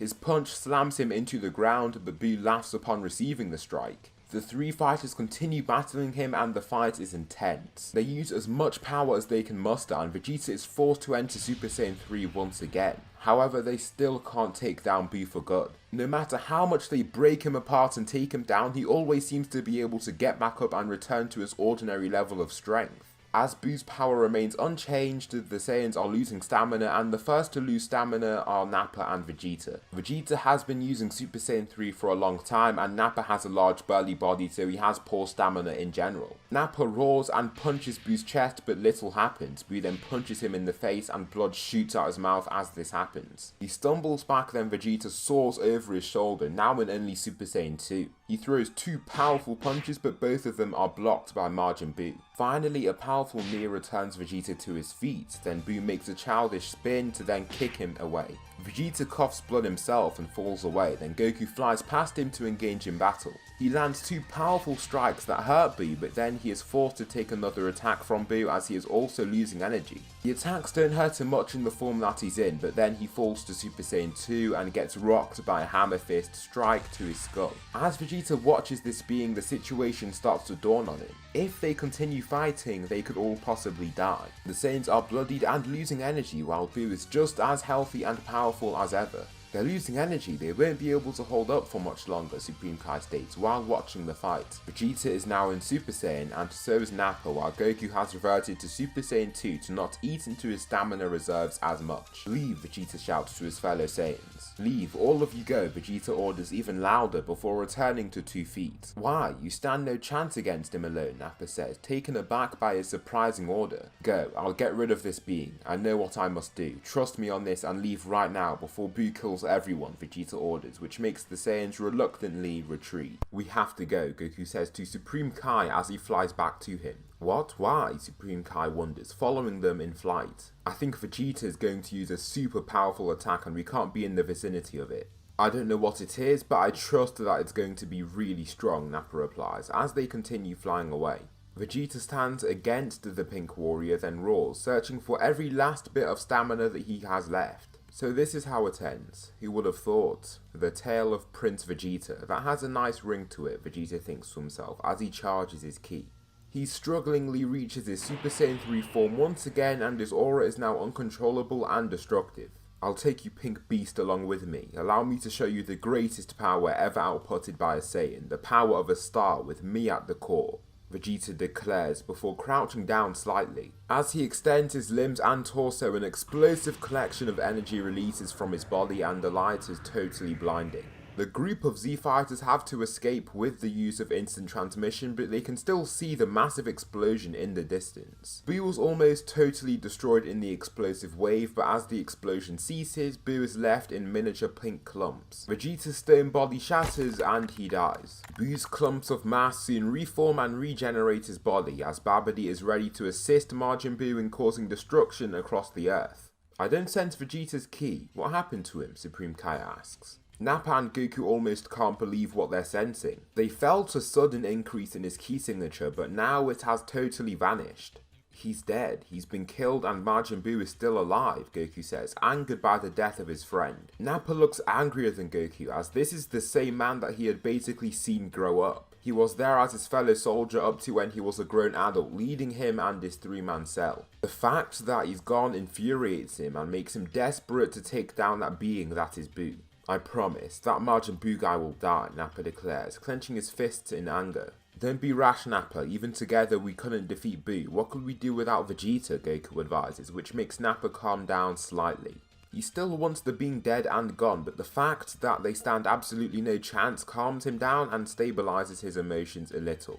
On the other side, Vegeta is no longer alive, but since he turned good early and performed many good deeds, he is given access to his body. It is a controversial event that takes place, but Vegeta is grateful. Bulma wishes for the people killed by Dabura to return to life, and as a result, Kibito returns to life also. With this, Vegeta gets teleported to the place where Supreme Kai lives, and as he is there, there is the proposition of training. You were close to defeating Boo out there, but I think you could do it if you train with us. How about it? We can make you much stronger here, Kibito says. If you can, then that is what I shall do. Earth will not be destroyed under my watch, Vegeta replies, stepping toward the deities. On Earth, Goku and Nappa are the only warriors strong enough to face the threat of Boo. They don't have Metamorian fusion since nobody died to learn it, so that is off the table. During this time, Majin Buu, like in the canon timeline, goes around cities and kills the humans by turning them all into delectable confections. Goku and Nappa are strong enough to hold him down for some time, but as the fight prolongs, Buu is always given the upper hand. That was how the fight was with Vegeta, and now that they don't have him, they fear that they wouldn't even be able to contend with him for very long at all. Babidi wants Buu to take them out since they're a threat, and so the beings meet up once again. You two think you can defeat Buu without the other one? You're toast, literally. Do it, Buu, Babidi orders. Buu laughs, then shoots forward an energy beam to try and turn them into brioche bread. However, they use instant transmission to evade the beam at the very last second. Now both Saiyans are behind Buu. We have to hold him off for as long as we can. We won't be able to overpower him, but we can keep him down for some time, Nappa says, powering up into his Super Saiyan 2 form. He directly faces the Majin being, and so does Goku, now being in Super Saiyan 3. The three fighters engage in battle once again, and just like before, they overpower Buu with ease. They basically turn him into pink goo and small clumps of goo repeatedly, but every time that they do so, he returns in full health. It's an annoying reality, but what is beneficial to them is that they're now stronger than they were before from Zenkais. They can get stronger through battling this thing, while Buu cannot. This is useless fighting for you, Buu. Just wait for when Vegeta returns. He'll give you a real fight, Goku says, blocking another attack from Buu. Goku and Nappa slowly back away before flying off, and Majin Buu lets them do so. Babidi berates him for allowing the two Saiyans to escape, but just like in canon, Buu takes out the evil wizard. Now alone, he actually gets his pet bee and meets the wonderful Mr. Satan, but then two men shoot the innocent dog. Once Buu expels his evil half, like in canon, the battle of the Boos ensues and evil Buu still gets the upper hand. Alongside the anger that was expelled, so was a lot of his power, and so he struggles to even face the grey being. In the end, good Buu is absorbed and Super Buu is formed. He's an impatient warrior and doesn't seem satisfied with waiting for Vegeta to return when he could just face some warriors right now. As Goku and Nappa cruise along to return home, Super Buu appears right in front of them. I'll face you two and kill you, just like what happened to Vegeta, then I'll kill him once he returns, Super Buu declares, which sets off Nappa. Do you think you can kill Vegeta? You won't do so on my watch, Nappa roars, entering Super Saiyan 2 once again. His face is that of rage and fury, now he is more than ready for battle. He flies forward and punches Buu, but his body barely moves. Nappa then throws a bunch of punches at his body, and he throws them not just with great power but also great speed. He moves Buu mere inches in each strike, and Buu is kind of just letting him attack him. You bore me, Super Buu replies, before kicking him in his abdomen. Nappa coughs blood, and it's clear that Super Buu is several times stronger than the Majin Buu they had faced before. Now his durability won't even be the main issue, but instead his raw strength is too. Goku aids in the battle and allows Nappa to retreat slightly. He comes flying in with a punch, but Super Buu takes the attack once again. Goku then awaits an attack, and it comes. This is a swiping backhand, but he teleports away to appear behind Super Buu. The light grenade and Kamehameha waves hit Super Buu right on from two different directions. The explosion is massive, just like before, and they both have to use instant transmission to fall away from the blaster zone. As the smoke thins and the sound of the explosion dulls down, Super Buu is revealed with mere bruises. He's pulled up his legs and held his arms tight to his body, and the bruises across his pink skin vanish in seconds. How did he take that attack so easily? Nappa says incredulously. As they watch Buu stunned, he takes Nappa off guard and shoots a pink ball of mass in his direction. It latches onto him, then Nappa struggles to be freed. What is this? He shouts, feeling the mass forcefully pushing down on his limbs and torso. Soon after, he is encapsulated in the pink mass, and all Goku can do is watch in horror. Nappa is held towards Super Buu, and it then lands onto and becomes one with his body. His body slightly glows and his body transforms a considerable amount. His muscles grow much larger, and he looks far more menacing than he did before. Wow, would you believe this power, Goku? Or should I say Kakarot, Buu says, slamming his super large chest with his fists. No way, he absorbed Nappa just like that, Goku thinks. His new demeanor is terrifying, and Goku can only imagine how powerful he's now become with Nappa's own strength. Out of nowhere, he dives down and slams his knees into Goku's chest, cracking several of his ribs. Goku coughs blood, then he is hurled down to the ground and he forms a small crater in the process. This buff Buu tries to attack him again, but then a special individual appears ahead of him. "You're not going anywhere, Majin Buu," Vegeta states. "Vegeta," Goku says, now in his base form. "You've caused enough terror here, Buu. I'll make sure to break you down to your last atom," Vegeta roars. "So, you're Vegeta. You're finally here to give me a challenge. Let's see what you're capable of," Buu roars, before flying toward him. He throws 2 punches that Vegeta seamlessly parries. He flows into each motion, and the power behind each of Buu's blows doesn't seem to be a problem for him. What makes this even more surprising is that he is doing all of this in just his base form. He moves with speed far greater than what he had shown with Super Saiyan 3 not too long ago, and he's not fearful of Buu at all. Actually, this is not his base form, but this is his ultimate form, where he's using the power of Super Saiyan 3 in his base. Vegeta faces Buu with pure, unadulterated calmness. With his left arm extended past Vegeta's face, he strikes him in his gut with extremely high levels of force before swivel kicking the being back. How come he has so much power in just his base form? Is this a new power of his? Goku asks himself after watching Buu cough up blood from receiving that attack.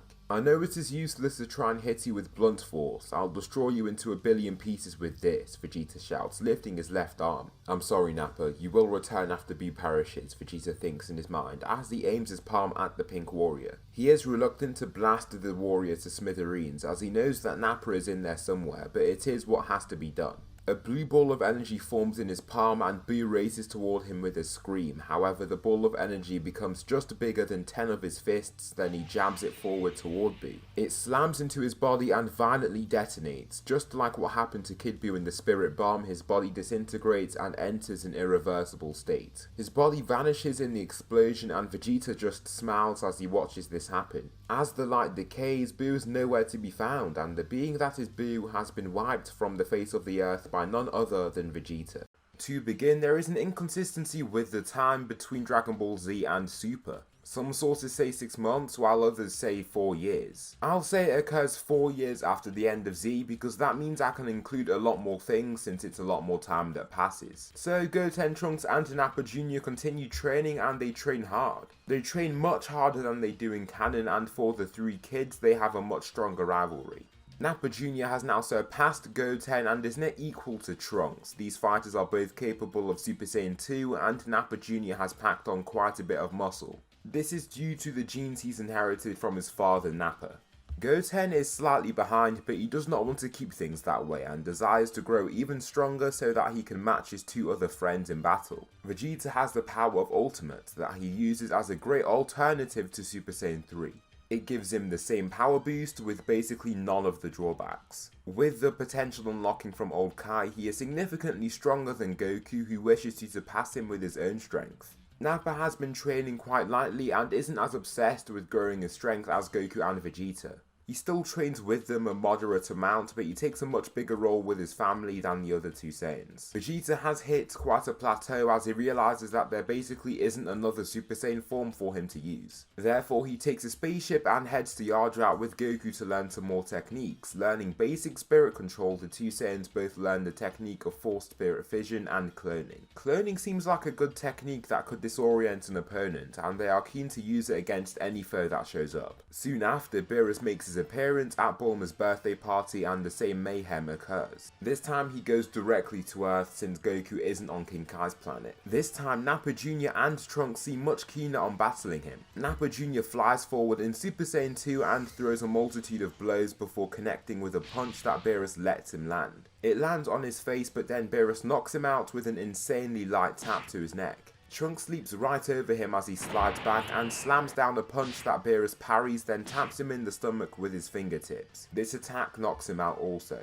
"Vegeta, why do you let these weaklings face me? They say you're the strongest, so battle. Do you even remember me?" Beerus asks, shoving Good Buu to the side. "I know just who you are, Beerus. You humiliated my father just how Frieza used to. You rubbed his face in the ground countless times," Vegeta says back to him with his arms crossed. Looks like you have some pent-up anger. Take it out in the battle, Beerus says, making a stance. Vegeta exhales calmly before closing his eyes. Just as he does this, his hair switches to gold and he enters his basic Super Saiyan form. Suddenly, he zooms forward and punches Beerus right off the ship. They begin battle and Beerus can tell that he is much stronger than any of the other fighters that attempted to fight him before. Vegeta shouts while shooting forward a punch, but Beerus swivels over his strike to then shoot down a kick to the top of his head.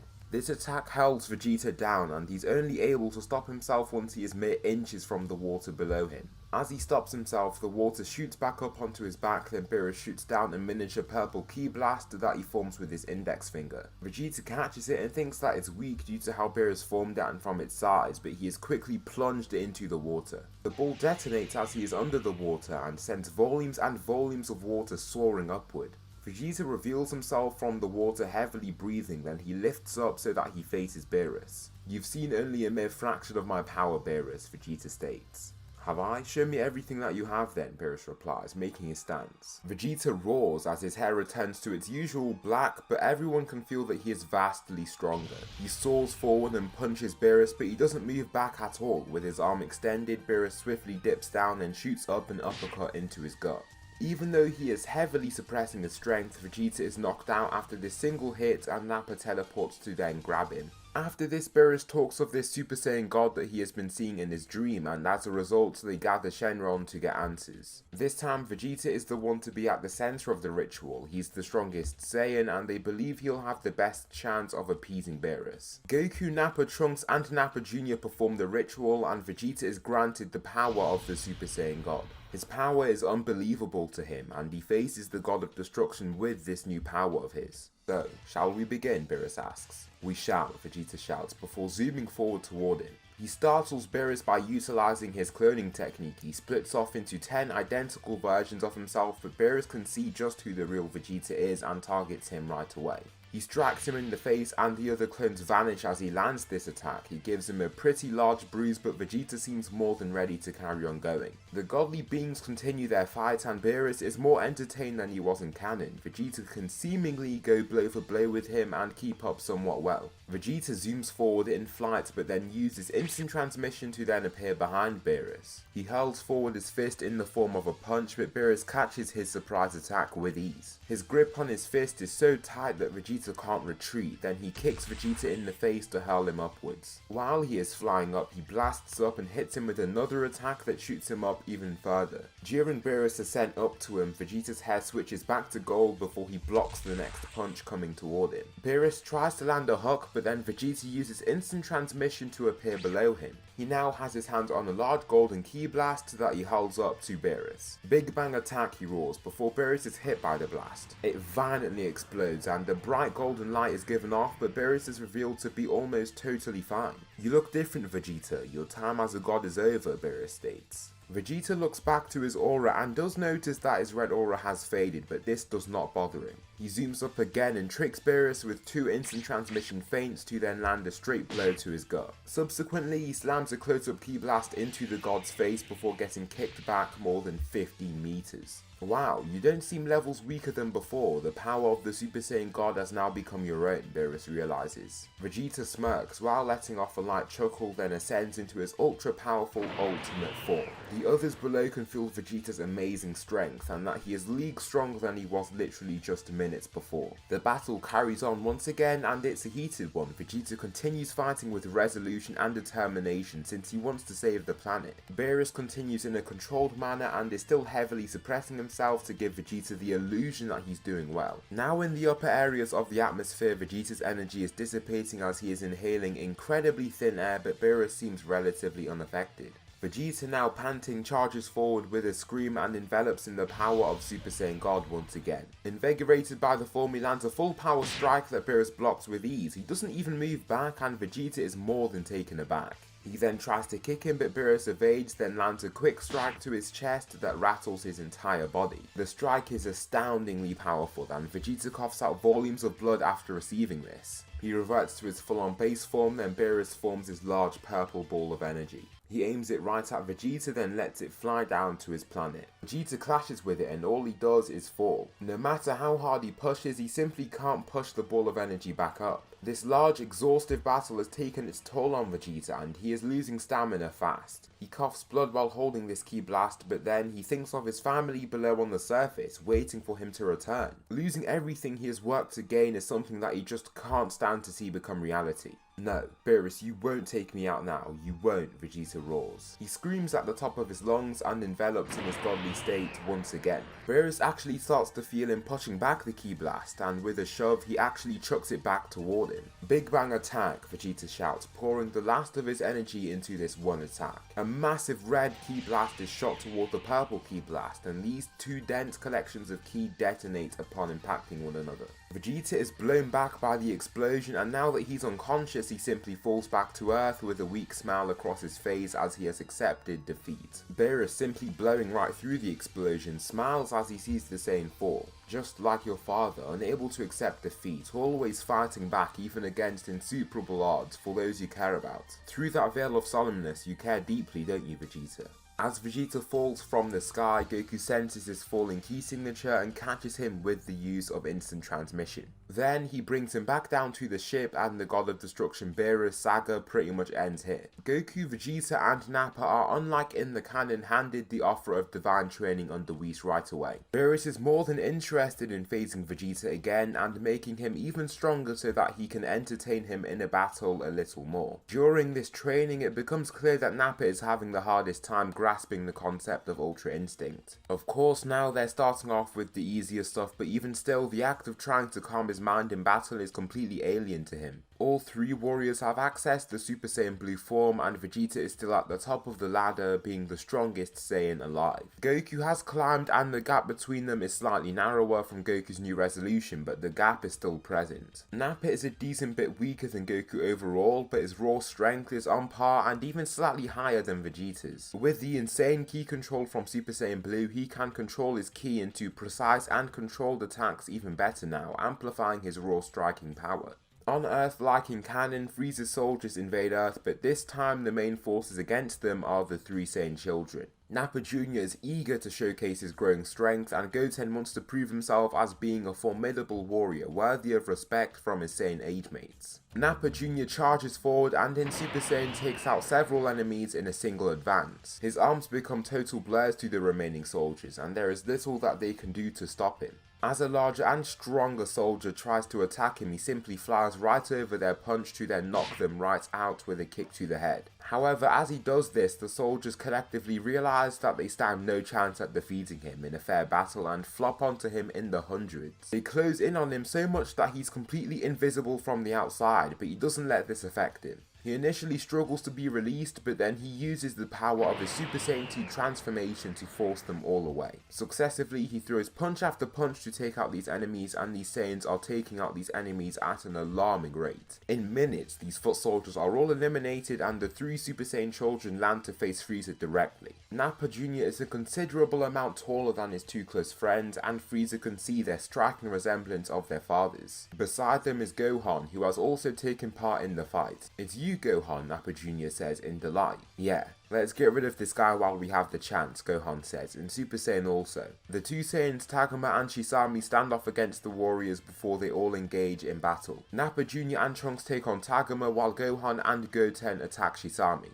Their fight shakes the surrounding area and they all are incredibly powerful fighters. Gohan jumps over Shisami to then grab onto his arms. This makes him very vulnerable to attack, then Goten lands two straight punches to his gut to drop him to his knees. Finally, Gohan lands a powerful and precise neck chop to knock the man out. Tagoma charges at Trunks covered in blood and bruises, but Nappa Jr. launches his mouth bomb from behind to slam him into the ground. A relatively large explosion is given off that is quite bright, and Tagoma is left motionless and in critical condition. "Such powerful warriors," Frieza says, hopping right out of his pod. "It's you again, Frieza," Vegeta states, appearing right in front of the Saiyans behind him. "It is, stronger than ever and better than ever," Frieza says, opening his arms regally. "I will pulverize you, just like I did on Namek. You will pay for what you did to my people. Your actions are unatonable, and I shall take your life once again," Vegeta angrily asserts. Before Frieza can even take the chance to transform, Vegeta kicks him right through his pod and hurls him more than 100 meters away. He crashes smashes through an entire mountain and the rocks come crumbling down in a shower of stone. Nappa, seeing the chance to battle, steps ahead of Vegeta and cracks his knuckles. "Get rid of that sorry excuse for an emperor for me," Vegeta states. "Affirmative," Nappa replies, before powering up. His aura appears in its usual silver, but then blue particles of energy float around him and glow. His body cloaks in a gleam of blue light before shattering to reveal his new body in Super Saiyan Blue. "Let's do this," Nappa shouts, before leaping forward with such force that he cracks the ground. Before Frieza can even react, Nappa punches him right through the rock mountain with ease. "Is that all you can do, Frieza?" Nappa asks, arrogantly raising his arms. Frieza, not immediately replying, screams and enters his final form in reaction. Frieza tries to attack Nappa, but again he is quickly shut down. Even after all that training, it's clear that he can't do a thing in just his fourth form. Frieza shoots forward and tries to punch Nappa, but he grabs his punch. Frieza remains in place and there's nothing that he can do to try and release himself from Nappa's grasp. In reaction, Frieza enters his own full power state and lands the most powerful kick that he can throw out. Nappa just lets him fall back and he can't stop smiling as they battle. After getting beat around and looked down upon by this man, he feels great to realise that he can easily overpower him now. "Come on, Frieza, did you really think you'd be able to take us all out just by training?" Nappa asks. Little does he know, Frieza has a little trick up his sleeve. "No, I didn't. I'll be able to take you all out by doing this," Frieza shouts before he begins shouting. Initially, it doesn't feel like he is that strong, but eventually they can feel his power signature climbing at insane rates. "How come he's become this powerful so quickly?" Nappa asks the Saiyans that are lower down. "I'm not sure. Don't worry about it. You'll still be superior to him, even after this little transformation of his," Vegeta replies, with his arms crossed. His body engulfs in a golden gleam, and after a bright light is released, Frieza is revealed in his golden form. His aura actually places a lot of pressure on Nappa, who has to use his burly arm in order to continue looking forwards. "I present to you my new form, Golden Frieza," Frieza shouts before soaring toward Nappa. His speed takes Nappa back a little, but he uses his superior range and strength to stop him in his tracks right away with a punch. However, after receiving this strike, Frieza lands a punch of his own, then tries to land another, but Nappa backs away. The two fighters continue battling, and as of now they look like bang-on equals. Nappa possesses superior power to his adversary, while Frieza is more nimble and agile from his smaller frame. Frieza throws a punch right ahead and Nappa blocks it, then as another punch comes his way, Nappa teleports to appear behind him. Using both of his gargantuan arms, he slams two large ki blasts into his back, then uses instant transmission again to kick him further away. After these attacks, Frieza looks quite bruised up, and from this point on, Nappa actually starts to gain the edge over Frieza. Even though he's slower, the difference in their strength is simply too much and Frieza can't do a thing against him. Frieza, now furious that he is losing, flies toward Nappa blindly and is desperate to just land a single attack. However, a single kick slams him into a mountain and also knocks him right out of his golden form. Once Nappa tries to descend to reach him, Vegeta takes his place and stops him right away.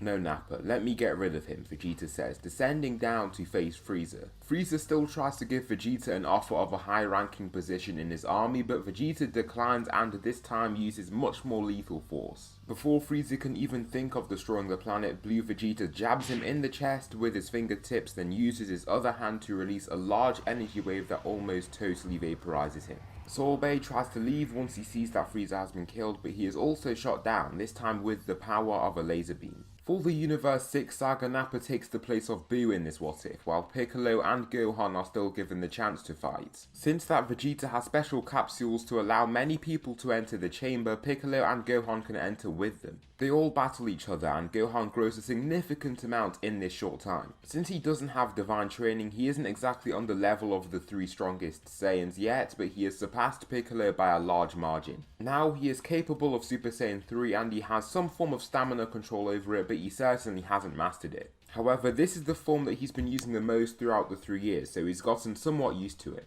Goku, Vegeta and Nappa have gotten significantly stronger once again, now with more control over Super Saiyan Blue. Gohan has a lot more muscle mass now and wears Goku's gi as he leaves the chamber. This makes him look very similar to his ultimate form from the canon timeline. He doesn't have a beard like the older Saiyans, who all have large beards. However, they shave their beards off and Nappa just trims his as he keeps a short beard on his face. The contestants begin the writing exam and Goku still just passes, however Vegeta and Nappa easily pass while Piccolo and Gohan both pass too. Since they want everyone to have a shot at fighting and also want to keep their strongest fighters safe and usable for the future bouts of the tournament, Piccolo starts off first. Piccolo makes his stance against Botomo and begins the battle. He charges in and throws a bunch of punches into his body, but Botomo simply doesn't budge. It's like his belly just caves in as he lands every attack, causing little force to actually be exerted onto the rest of his body. Piccolo continues this approach for a while, but realizes that this approach isn't going to work. Smartly, he dives forward and grabs Botomo's leg before leaping forward and hurling him right out of the ring, eliminating him. Next, Piccolo faces none other than Frost. Piccolo calms himself and he knows how strong Frieza was when he returned. His species are clearly capable of getting really strong, but he doesn't want to go out yet. Frost dives forward and after him, but he steps back and uses his special beam cannon. Now, he can control his own special beam cannon much better and can aim it with much better precision. The beam of energy zooms toward Frost and actually hits him in his shoulder. The force behind the beam also throws him off, but he's still just in his first form. He has a lot more power to utilize, and so after seeing that he won't achieve much in the form that he's currently in, enters his second form. He becomes far bulkier and stronger, but the multiplier of this state is only 2 times. They begin battle once again and Piccolo still manages to gain the upper hand. It's harder for him to do so, but he can still do so rather well. Frost comes charging forward with several punches, but Piccolo can evade all of his strikes. As he leans in to throw a punch, Piccolo picks his shot, then uppercuts him in the chin and lifts himself into the air. Once he is in the air, he pulls all of his energy together and swiftly charges his special light grenade attack. He can fully charge it much quicker now after doing it so much, and he hurls the ball of golden energy down ferociously. Piccolo can feel the ki coming off Frost and realizes that he won't be an easy opponent for him instantly. Frost dashes forward and throws a punch, but Piccolo is swift enough to slip right past it. While doing so, he lands a kick to his body that drops him to one knee. However, he jumps back up and tries to hit him with numerous punches and kicks. Piccolo can manage all of them, and after fighting powerful Saiyans for 3 years, he can easily keep up with his adversary. Frost is getting frustrated that he can't beat Piccolo, and he is also injured too, due to the previous light grenade from Piccolo. Frost then shouts and dives forward to try and deliver the most powerful strike that he can throw. However, Piccolo steps back and away to evade the attack entirely. This gives Frost even more distance to cover, but as he does this, Piccolo starts charging a full power light grenade. His fighting style totally switches to the defensive. As he is moving around Frost's attacks, he is pouring more and more energy into his light grenade. Frost decides to go for the deceitful play and utilizes his special poison, but before he can reach Piccolo, he slams forward his light grenade and releases an even brighter explosion this time. As the explosion decays, Frost lays outside the ring and another member of Universe 6 has been eliminated by Piccolo. Frost was struggling against Piccolo in the canon timeline and had to use his poison to get him. Now, with Piccolo having 3 years of training in the hyperbolic time chamber facing Saiyans, he is much stronger now. Piccolo faces VEGETA and he eliminates him rather easily. It takes him some time to figure out what his ploy is, but just like Vegeta, he says an insult without knowing what it does to him. VEGETA is eliminated and the next person to face him is Kaba himself. "Let me face him, Piccolo. You've had enough fun for now," Vegeta says, standing. "Do what you please," Piccolo states, sitting down to spectate the match himself. Vegeta steps up onto the ring and shakes off his body, preparing himself for battle. "So you're a Saiyan, correct? Let's fight in our super forms," Vegeta says, dropping into his signature fighting stance. "I don't know what you're referring to, sir," Kaba states, bowing. "You're saying you can't even go Super Saiyan?" "Oh well," Vegeta says, zooming forward. He takes Kaba aback and uses instant transmission at the last second to punch him in his back. This punch hurls him onto the ground with his hands on the ring floor, but he leaps forward and rolls to try and evade any other strike. Vegeta is surprised by his strength and believes that he may even be up to a third of his base power. After all of the training he has gone through, it's surprising to see just how much stronger these Saiyans are than the Saiyans of his universe. Kaba zooms forward and tries to punch Vegeta, but he uses instant transmission to evade his attack entirely. His attack totally confuses the people watching him, and for Universe 6 it reminds them of Hit's time skip ability. As Kaba charges at Vegeta at full speed, he is then blown away by his powerful Super Saiyan transformation. Then he goes even further and just for show, he enters his Super Vegeta form. "It's been a while since I've used this form," Vegeta believes, while flexing his larger muscles. "How do you do that?" Kaba asks, almost slipping away while doing so. It comes in response to strong emotions or the feeling of need. When you absolutely need the power, it is granted to you, Vegeta shouts, zooming forward toward him. Vegeta punches him once and causes blood to shoot out of his nostrils. His single punch launches him across the arena. He goes rolling and stumbling away, and once he gains enough energy to return to his feet once again, he is hit with a punch to the gut by Vegeta that teleports ahead of him. He falls to his knees, then Vegeta stands over him with quite the large and intimidating figure. Kamba shouts and then throws many punches, but all of them don't even push Vegeta back. With the wave of his palm, a single Ki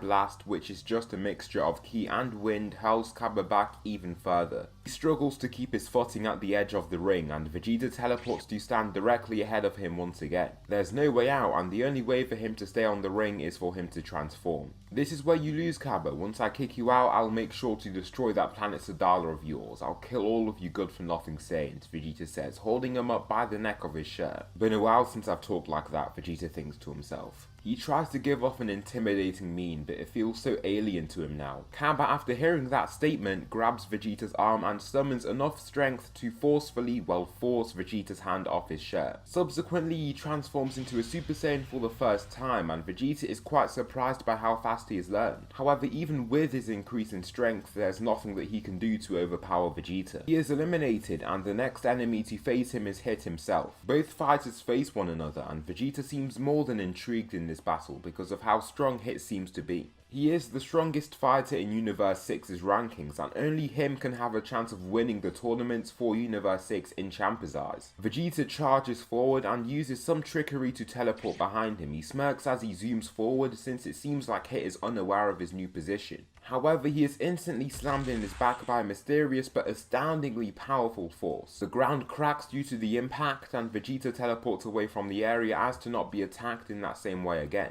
So he can teleport too. How did he react to my attack so quickly though, Vegeta wonders, before shouting and entering his ultimate state. The power of his strongest ordinary form, Super Saiyan 3, with absolutely no drawbacks at all. Vegeta zooms forward again and throws a punch, succeeded by a kick to Hit's left flank. However, his body isn't moving at either one of these strikes. This initially takes the prince off guard, but also makes him more hyped up because he may actually be facing someone with some decent strength. He steps back, then calms his mind and taps into his Super Saiyan God state. His aura is magnificent and wild, but he seems totally calm and tranquil. Vegeta charges ahead again and punches him, actually forcing him back a few inches. However, Hit appears by his side and slams his elbow into the side of his ribcage. One of Vegeta's ribs fractures while the attack jerks him to the side. Upon taking the impact of this strike, he decides to stop messing around and begins using his Super Saiyan Blue form.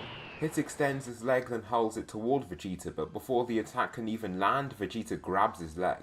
"You're not gonna beat me," Vegeta shouts, sluggishly shooting his punch back. Hit disappears from sight, and just as he does this, he also teleports to a corner of the ring. Hit tries to attack him, but he is no longer anywhere to be seen. Giving the ring a quick scan, he finds Vegeta standing in another corner of the ring with his arms crossed. "I see what your power is now, Hit. You won't be able to use it on me again," Vegeta says, making his own stance. The two engage in combat once again, and Vegeta opens up with a telegraphed punch. Hit uses time skip to dip under his incoming fist, and as he rises, he throws forward a punch himself. In that short time for time skip, Vegeta takes the chance to disappear from sight, and Hit is taken aback completely. He's basically never fought someone with the ability to correctly analyze his ability in literal minutes. As Vegeta steps back, he begins powering up even further, and to be honest, the other Saiyans don't really see the need for him to do so. He's at his strongest form, but Vegeta is striving for something else. The premise behind his ultimate form is that it allows him to have his strongest form within his base. After he achieved Super Saiyan God, these benefits weren't the same, and now he has been striving to achieve this state in his ultimate form. His blue aura collapses as he roars and gets replaced by a pure silver aura. His eyes change to silver and he erupts in his usual basic aura. His power is still unrivaled by his other states, and he feels absolutely no drain to his stamina. So this is what I've been trying to achieve. It feels different because of the God Key, but I feel totally calm. Okay, let's begin, Vegeta shouts, entering his stance. Vegeta leaps forward in his advance to greatly increase his speed while hurling forward his right fist. Hit uses his ability to evade his attack, then throws a punch over the top of his extended right arm. His left fist hits Vegeta right in the face, but in this same motion, Vegeta is able to kick him away so that they both land on the canvas, being rather far from one another. Vegeta is struggling to overpower Hit, and since he doesn't have anything like Kaioken to add to his power, there is little that he can do to defeat his adversary. However, Vegeta uses instant transmission to arrive at the center of the ring once again, as he feels there is lingering power within him. He felt it during training before the tournament, and now he feels that there might be a step beyond simple Super Saiyan Blue. He starts to transform and roar, searching for the power deep within him. He remains in his ultimate form, but as he continues transforming, his hair switches from black to a dark blue and he enters his evolution form. With himself now 20 times stronger, Hit can do nothing against him. Vegeta lands 2 quick but powerful punches to Hit's stomach that he can't even evade. Coughing out blood, Hit stumbles away, then Vegeta finishes the fight off with a palm slam so powerful that it slides Hit right off the ring after he has slid away several meters. After this attack, this pretty much brings the Universe 6 saga to an end and Universe 7 triumph without having a single fighter eliminated basically. So Gohan returns to his usual life, but this time he puts a greater priority on training. The Saiyans basically show him how powerful he can become, so he decides to tap into as much of that potential as possible. The 3 Saiyans continue their divine training, but as Nappa is lagging behind, he feels like searching for something else. He totally abhors the concept of Ultra Instinct, and as much as Whis convinces him of its power, he knows it's a principle that he can never follow. In his mind, he's a Saiyan, so why would he fight in that way? The next saga is the Future Trunks saga, and Zamasu takes the body of Vegeta, becoming Vegeta Black. Future Gohan is still alive and well, and he battles alongside Future Trunks. From fighting each other, they both have access to Super Saiyan 3 and are much stronger than Future Trunks at this point in time in the canon. They are much stronger, but Vegeta Black possesses insane levels of strength that they simply can't do anything about. Vegeta Black wears somewhat similar clothing to ordinary Vegeta, except that his first layer of clothing is midnight black and not blue. Future Trunks and Future Gohan both arrive from the future, and as they both awake, Goku, Vegeta and Nappa are present. Future Gohan smartly realizes that the people here are not his enemies, then grabs Trunks' extending fist that is hurtling toward Vegeta. Don't do that, we're in the present now, Trunks, Future Gohan says. Oh, it's you, older Gohan. I see that you're still kicking, Vegeta says, walking up to him to give him a firm handshake. I can sense much stronger key signatures from you. I can tell you've been training, Vegeta says with a smile. Thank you sincerely, Vegeta. We've been training because someone's been wreaking havoc in our timeline once again, Future Gohan replies. Vegeta's tone immediately becomes more solemn, and he then becomes inquisitive about their situation. Who is it, he asks. A man that looks just like you, but he isn't you. That's why Trunks just tried to attack you, Gohan explains. To Vegeta, he can't really wrap his head around the situation at hand. If someone looks exactly like him, surely it's him. He thinks about possible relatives from the royal bloodline of the Saiyans, but he knows for a fact that they're all dead. Therefore, he correctly surmises that someone has purloined his body for some ulterior motive. Just like before, the Saiyans head to the canon timeline and the 5 Saiyans arrive to face Vegeta Black from the future timeline. As Mai is found by the arriving Saiyans, Future Gohan looks furious to see her in such a poor condition. I swear that man will pay for what he's done to us, Future Gohan declares, clenching his fists in anger. His key signature starts to subconsciously rise as his anger grows, reminding Vegeta of the power he possessed against Cell. As Vegeta starts to think, the fact that Gohan couldn't even defeat this evil version of himself piques his interest. Also, since it's someone in his own body, the person can't be that much weaker or stronger than himself. So, I see my counterpart has arrived, Vegeta Black shouts from above. Vegeta looks up in reaction and smiles upon seeing himself in the sky. He has a Potara earring in one ear and looks a lot more divine than he does. However, he is wearing Saiyan armor, but the undershirt and trousers that he is wearing are a midnight black.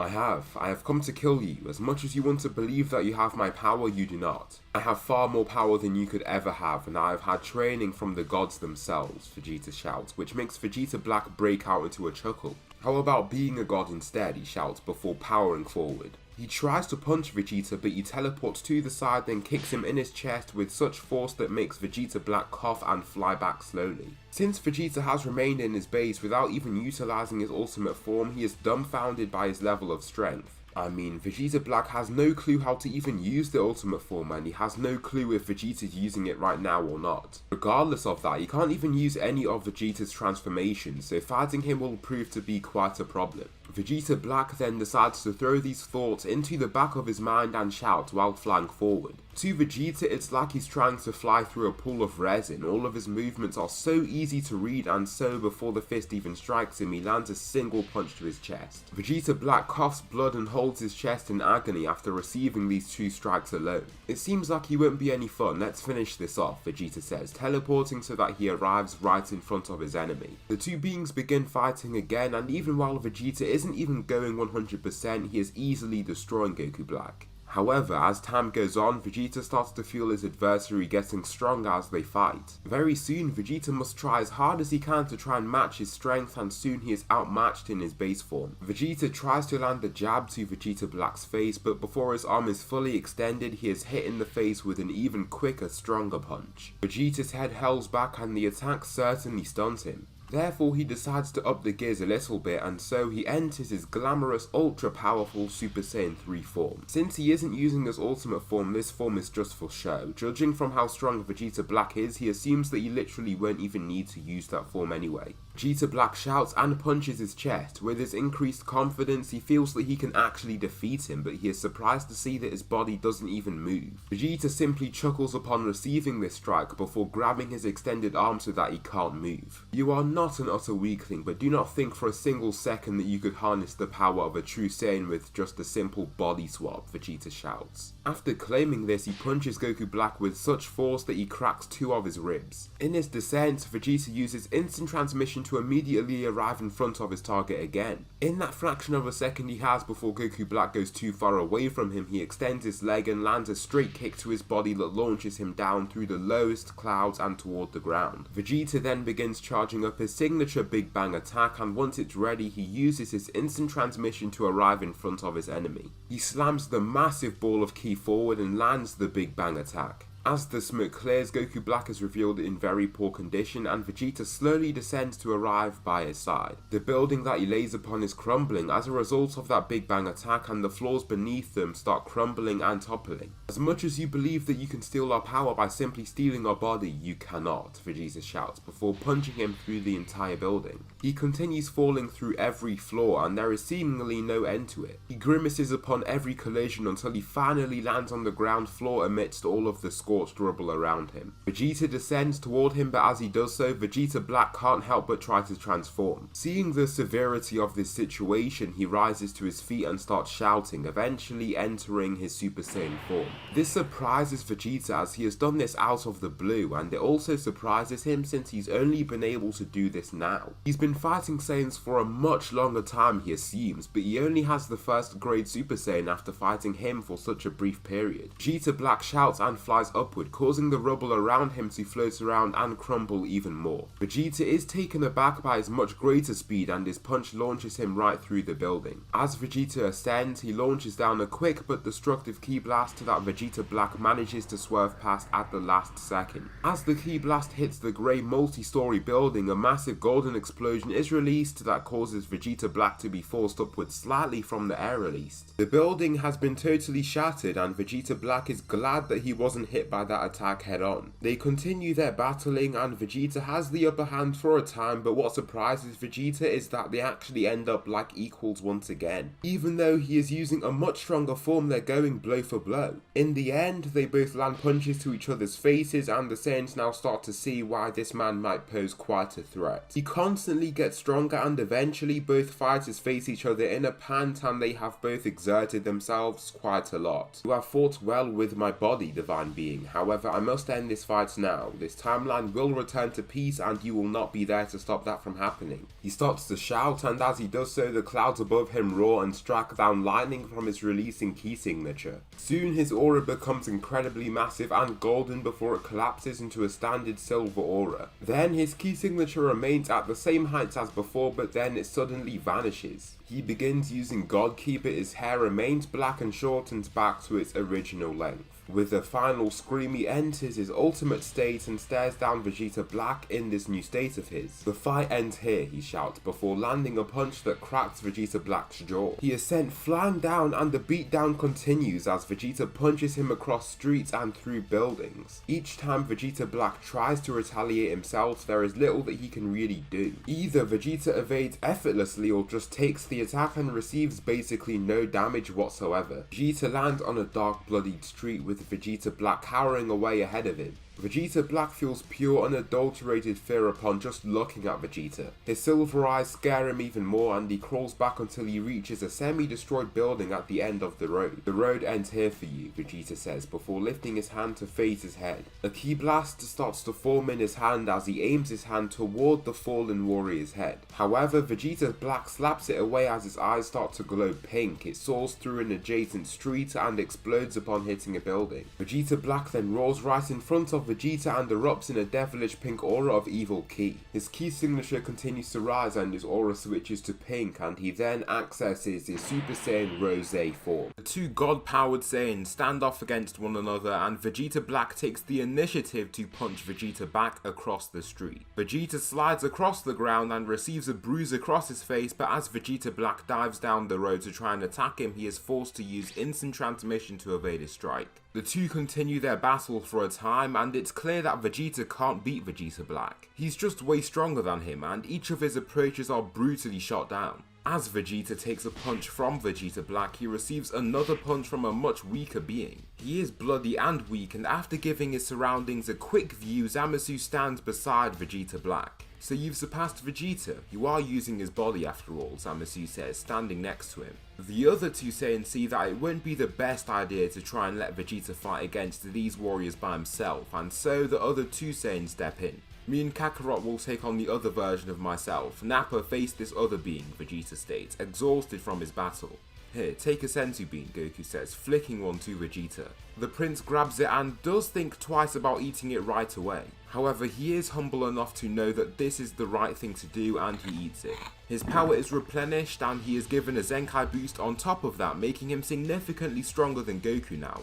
"Let's go," Vegeta shouts, powering up into his ultimate form. Goku powers up into Super Saiyan Blue, and the two strongest Saiyans charge toward Vegeta Black. Goku throws a kick that Vegeta Black blocks with relative ease. However, Vegeta lands a punch while he's preoccupied with Goku's blow to actually force him back a little. Vegeta Black then targets Vegeta by landing several punches. Each fist whips through the air with amazing speed and precision. Vegeta can barely perceive each strike, but as this happens, Goku promptly arrives behind Vegeta Black to kick him directly in his spine. As he turns around to face Goku, Vegeta launches a big bang attack that hits him right on. The explosion causes him to slide past Goku, and the plan behind their bouts becomes clear. If they were to fight him individually, they would lose, but since he has to be aware of both of their attacks at once, there's a chance that they could actually beat him. The two fighters fight with this strategy in mind and actually do much better than before. Their instant transmission makes it utterly effortless to confuse Vegeta Black. Even though they're landing more attacks, he seems to be getting even stronger. It eventually becomes harder for them to try and catch the man off guard until they're eventually stopped in their tracks. Goku leaps forward with a punch, but then teleports so that he arrives behind his target. Once he is behind his opponent, he tries to land the punch in this way, but he is caught out of the air. Vegeta Black grabs him right by his neck, and Vegeta tries to punch him, but his fist is caught right away. Goku is slammed into the ground, then Vegeta Black drops Vegeta with only a few punches. With both Saiyans on the ground, Goku struggles to reach into his senzu bean pouch, only to be beat into the ground once again. Nappa isn't having any success against Zamasu, even after Future Gohan and Future Trunks step in. They continue to fight, but the general objective changes for all the fighters: escape. Vegeta manages to use instant transmission so constantly that it looks as if there are several versions of himself littered around Vegeta Black. Once this happens, Vegeta delivers the most powerful punch that he can throw before getting Goku and teleporting away. Nappa escapes as well, and the two future warriors are forced to fend off against Vegeta Black for the time being. After doing so, they each individually decide to get new forms of training. Vegeta enters the hyperbolic time chamber to gain the power to face the new threat, while Goku learns the Mafuba. Nappa, on the other hand, has another option in mind to unlock his potential. Using the Dragon Radar, he gathers them all up with relative ease since he's so fast and there are barely any hindrances to him doing so. As he gathers them, he wishes for his potential to be unlocked, and once this happens, he feels an insane amount of power coursing through his veins. "Thank you, Shenron," Nappa shouts back to the large dragon. "You're welcome, I also gave you a little extra," Shenron explains. For his two other wishes, Nappa doesn't really know what to choose. However, he isn't stupid and takes his time to think things over. He thinks about unlocking present Gohan's potential, but he doesn't want to do that without his choice in the matter. The only thing he can think of is asking for a consumable item that can unlock somebody's potential, anybody's. He wants to give future Gohan the option of taking it in case he wants to get a great boost in strength, but he isn't too sure now. He receives the item anyway and uses the last wish to buy a lot of money, as he believes that will be of great help to his family. Anyway, they end up ready to return after some time, and Nappa keeps the small sensu-like bean on his person as to not lose it. They head back and Vegeta looks more than ready to fight. He has certainly gotten stronger and he can't wait to show off his newfound power against the threats. Vegeta can also sense a very high key signature coming off Nappa now, and Nappa himself wonders what that little bit extra Shenron gave him was. They return to the timeline, and after Goasu has been attacked, future Trunks and Gohan attend to him as he looks on the verge of death. They have just been saved by the Kaiyos after intense battle, but as this happens, Nappa arrives ahead of the fighters using instant transmission. "It's you, Nappa," future Gohan says in surprise. "Yes, and there's my target," Nappa roars, pointing straight to Vegeta Black. "Do you really believe you can face me now?" Vegeta Black asks, while walking forward toward him. The other future Saiyans and Kaiyos back away with Goasu as he advances, and Nappa doesn't move back a single step. Soon after, Goku and Vegeta arrive too. "I'll let you face him, but I want the finishing blow. He did take my body after all," Vegeta says while facing him. The thing about these Saiyans is now they seem pretty much fearless. They did not seem so as he fought them the first time, but Nappa feels like he has more than enough power to face him now. Nappa's tail wraps around his waist as he powers up, then he swiftly enters Super Saiyan Blue before zooming toward Vegeta Black. The two engage in combat, and Vegeta Black, who is already in Rosé, doesn't feel like he's having a tough time at all. Nappa feels much stronger, and after seeing him fight, Vegeta feels like he might have even surpassed him. He has no clue how, but it might be the case. Nappa leaps up, then as he does so, his right fist engulfs in a sputtering cloak of vitalizing blue energy. His aura rages around him in flight before he dives down like a rocket, leaving a trail of mystical energy behind him. He roars and punches Vegeta Black's forearm block so hard that the ground shatters under his feet. He also grits his teeth after receiving that powerful strike, and Nappa has made his raw power increase by significant amounts after his potential unlocking. After a while, Vegeta Black looks a little bruised, but he simply grows stronger as the fight continues. Nappa battles valiantly and uses powerful key control techniques to make himself even stronger. However, it's all useless as he can't even beat him down really. Nappa is growing weaker and the injuries are piling on while his adversary remains fine. Nappa lands 2 punches to Vegeta Black, but he doesn't move in reaction. Both strikes barely move him, but then he shoots himself forward and lands a quick gut punch to Nappa that almost puts him out completely. Nappa looks quite winded and they fight again for a time, but he still seems rather outmatched. As he stumbles away, the two enter a heated power struggle, but then Nappa somehow gets overpowered. Vegeta Black delivers a final strike that drops him onto his hands and knees, coughing blood. "You mortals never understand. You must try and attain the power of the gods just to possess a slither of strength," Vegeta Black roars. Vegeta Black goes in to try and kick Nappa, but he grabs his extended shoe and stands. His tail returns from blue to its usual brown, but he doesn't seem much weaker at all. After this, he roars and releases a bright white aura. It's not like his basic silver aura, but is instead a bright pure white colour. His irises and pupils vanish, then his power skyrockets. He is still using God Ki, but something about him switches. His veins become a lot more prominent and he looks like he has totally lost control. He slams on his chest with his large arms and it seems like he has become even more muscular. Vegeta Black looks a little cautious, but out of nowhere he zooms forward and punches him in the gut so hard that he coughs out blood. Nappa then swivel kicks him right across the street before hurling out a green mouth blast. Vegeta Black can do nothing but block the incoming blast, but then 2 more come his way. He thinks quickly and forms a scythe, the same one that Goku Black had in canon. He slices the two blasts in half, but as he does so strugglingly, a much larger blast of energy comes hurtling toward him. He is forced to leap forward and attempt to dismantle it, but it explodes right in his face and launches him through the building that was situated behind him. The building around him crumbles and crumbles, but Nappa soars right through it and the rubble blasts up in the air in his advance. He then throws a multitude of strikes that Vegeta Black can't evade. The beatdown continues until Nappa grabs him and slams him into the floor with such ferocity that a crater the size of the street is formed. As the buildings on the street crumble in, Nappa continues punching him and punching him. The rest of them are easily handling Zamasu, but then something weird occurs. Zamasu switches the position of his Potara, and as he does so, both Vegeta Black and Zamasu light up. Nappa struggles to keep him down, but then he is held up and the beings fuse into the fusion known as Fused Zamasu. "This is bad," Goku says from below, now beside Vegeta. Nappa still snarls as he looks up to face the new fused being and looks as mindless as ever. However, he teleports to then arrive by the other Saiyan side. He reveals the white senzu bean and hurls it to Future Gohan before dashing forward and leaping up toward Fused Zamasu. He lands a powerful punch that releases an absolutely massive shockwave, but the fusion is not moved at all. He simply grabs Nappa and flies forward, slamming him through several buildings. He does so nonchalantly and with ease, leaving Nappa in a stagger. Nappa still shouts and attacks him again, but Fused Zamasu swiftly and elegantly evades to then kick him in the side of his body savagely. Nappa drops to one knee and coughs out blood while Fused Zamasu stands over him.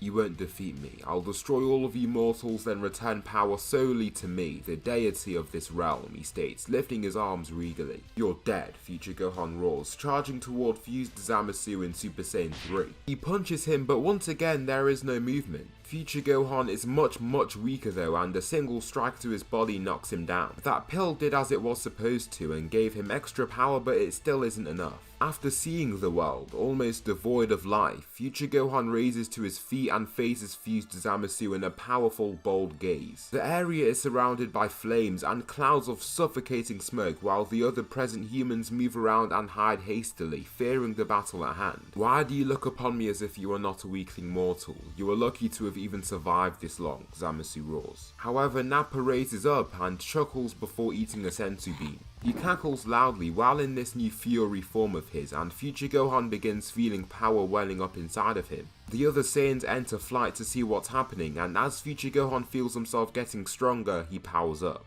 His power continues to climb and the others can't believe what they're feeling. The ground rumbles and rumbles as Nappa and Gohan power up beside each other, and they can tell that they have broken their limits. "No way," Vegeta says while watching, in disbelief. Gohan's head switches to white and his eye color switches to red, and he explodes into his special beast form. The two warriors stand side by side with this new power, then leap forward into flight in rage. Gohan Beast takes the fusion totally off guard with an incredibly powerful strike. Spit shoots out Zamasu's mouth as his head is twisted away, then Nappa flies over Future Gohan with his right fist in a glowing white aura. He lands a straight strike to his body that knocks him down, then Future Gohan flies down and after the descending being. Fused Zamasu puts up a block to attempt to try and block any incoming strike, but Future Gohan punches right over his forearms and strikes him in the head. His body crashes right through an entire building and Gohan Beast descends to face him.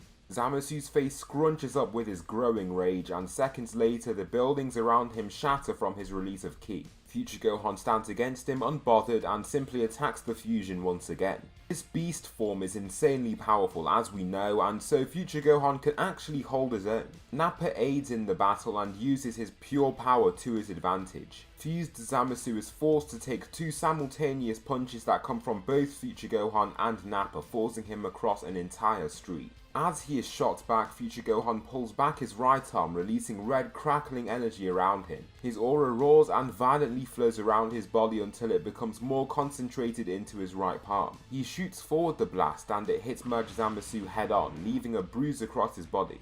However, it fades almost instantly and he smirks behind his block. Even after growing so much stronger, Nappa and Future Gohan get beat down once again, and the deity cackles upon beating down these warriors. "What's the next step of action? If we leave them to fight alone out there, they'll lose," Goku says to Vegeta and the deities. Yes, the only option left is fusion, Supreme Kai states. Fusion? Fine. Who has to fuse? Vegeta replies. We need our two strongest warriors to fuse together. You and Goku should fuse and fight alongside those two, Gowasu theorizes. It's done. Where is the Potaro? Vegeta asks, opening his palm. Goku and Vegeta nod to each other before fusing into the single being, Vegeto. Vegeto is born, Vegeto shouts, amped up by the power within his body. He teleports away and arrives in front of Future Gohan and Nappa, who have been severely weakened. Nappa falls out of his special Fury form and looks exhausted while Gohan struggles to remain in his beast state.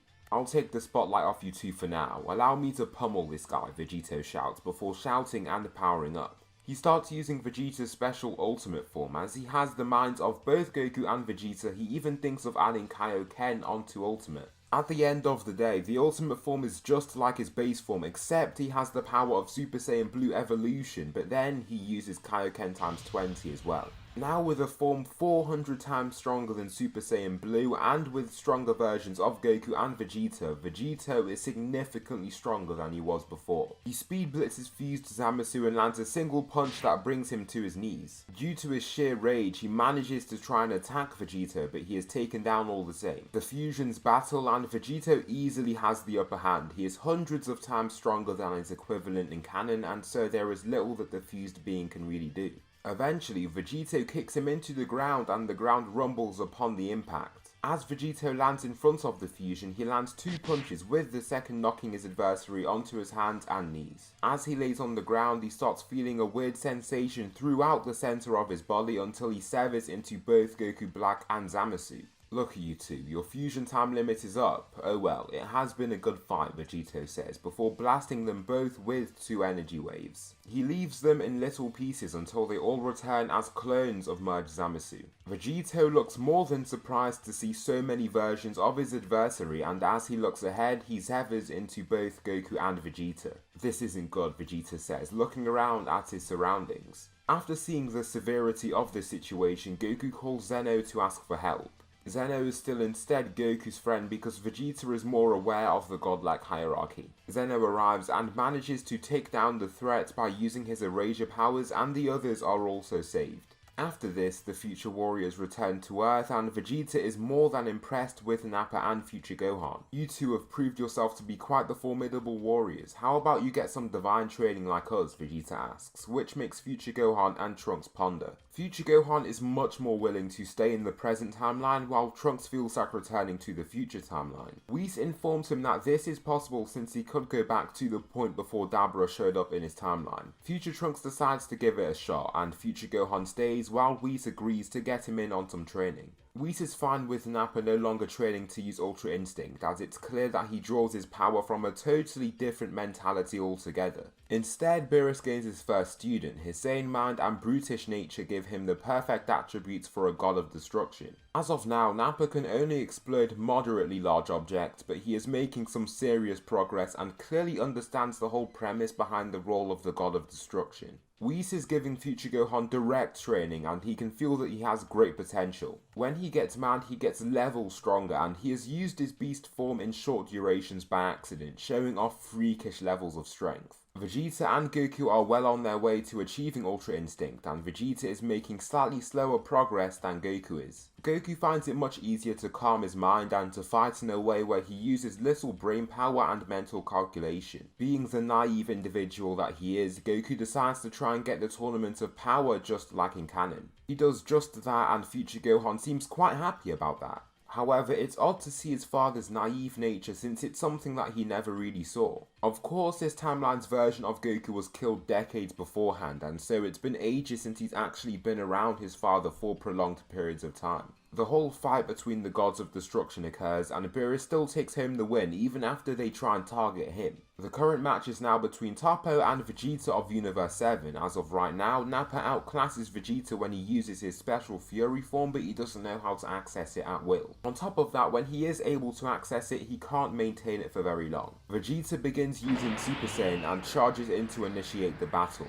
Toppo uses little effort to keep him at bay, and Vegeta gets excited, realizing that he may be facing quite a formidable warrior. Vegeta gets overconfident and tries to land a punch without worrying about his guard that much. Toppo slips past his punch with relative ease and watches his fist soar past his face. As Vegeta's arm is still extended, he kicks him in his abdomen and hurls him across the arena before returning to his feet. Do you think I'm a pushover? If this is your full power, then I must say I am very disappointed, Toppo says. You won't be disappointed for very long then, Vegeta replies, before entering Super Saiyan God. His power amplifies a great amount, and he uses a quick but useful deceptive technique. He shoots himself forward but then arrives behind Toppo in an instant with the use of his instant transmission. He tries to throw a jab, but Toppo manages to turn and grab his fist in the time that it takes for Vegeta to extend it. His speed surprises Vegeta since he seemed much weaker just seconds prior, but he is now enveloped in a slightly different aura. It seems like you can use the aura of a god too, I am not surprised, Toppo says, in his very own aura of a god state. He then kicks Vegeta in his chest, shooting him across the arena. This also makes Vegeta change his strategy completely, and he enters his ultimate form. His aura is its usual silver, and to Toppo he has simply powered down. However, Vegeta lands a single punch that hurls him off the arena with a broken rib. After this showing of strength by Vegeta, Belmod becomes a little concerned about his strength, but he still places all his faith in Jiren, who he believes can still defeat him. So, Universe 7 must form a squad for the tournament, and the trainees under Whis are placed in the team almost automatically. With so many more members, the group ends up spending less time placing others in the squad too.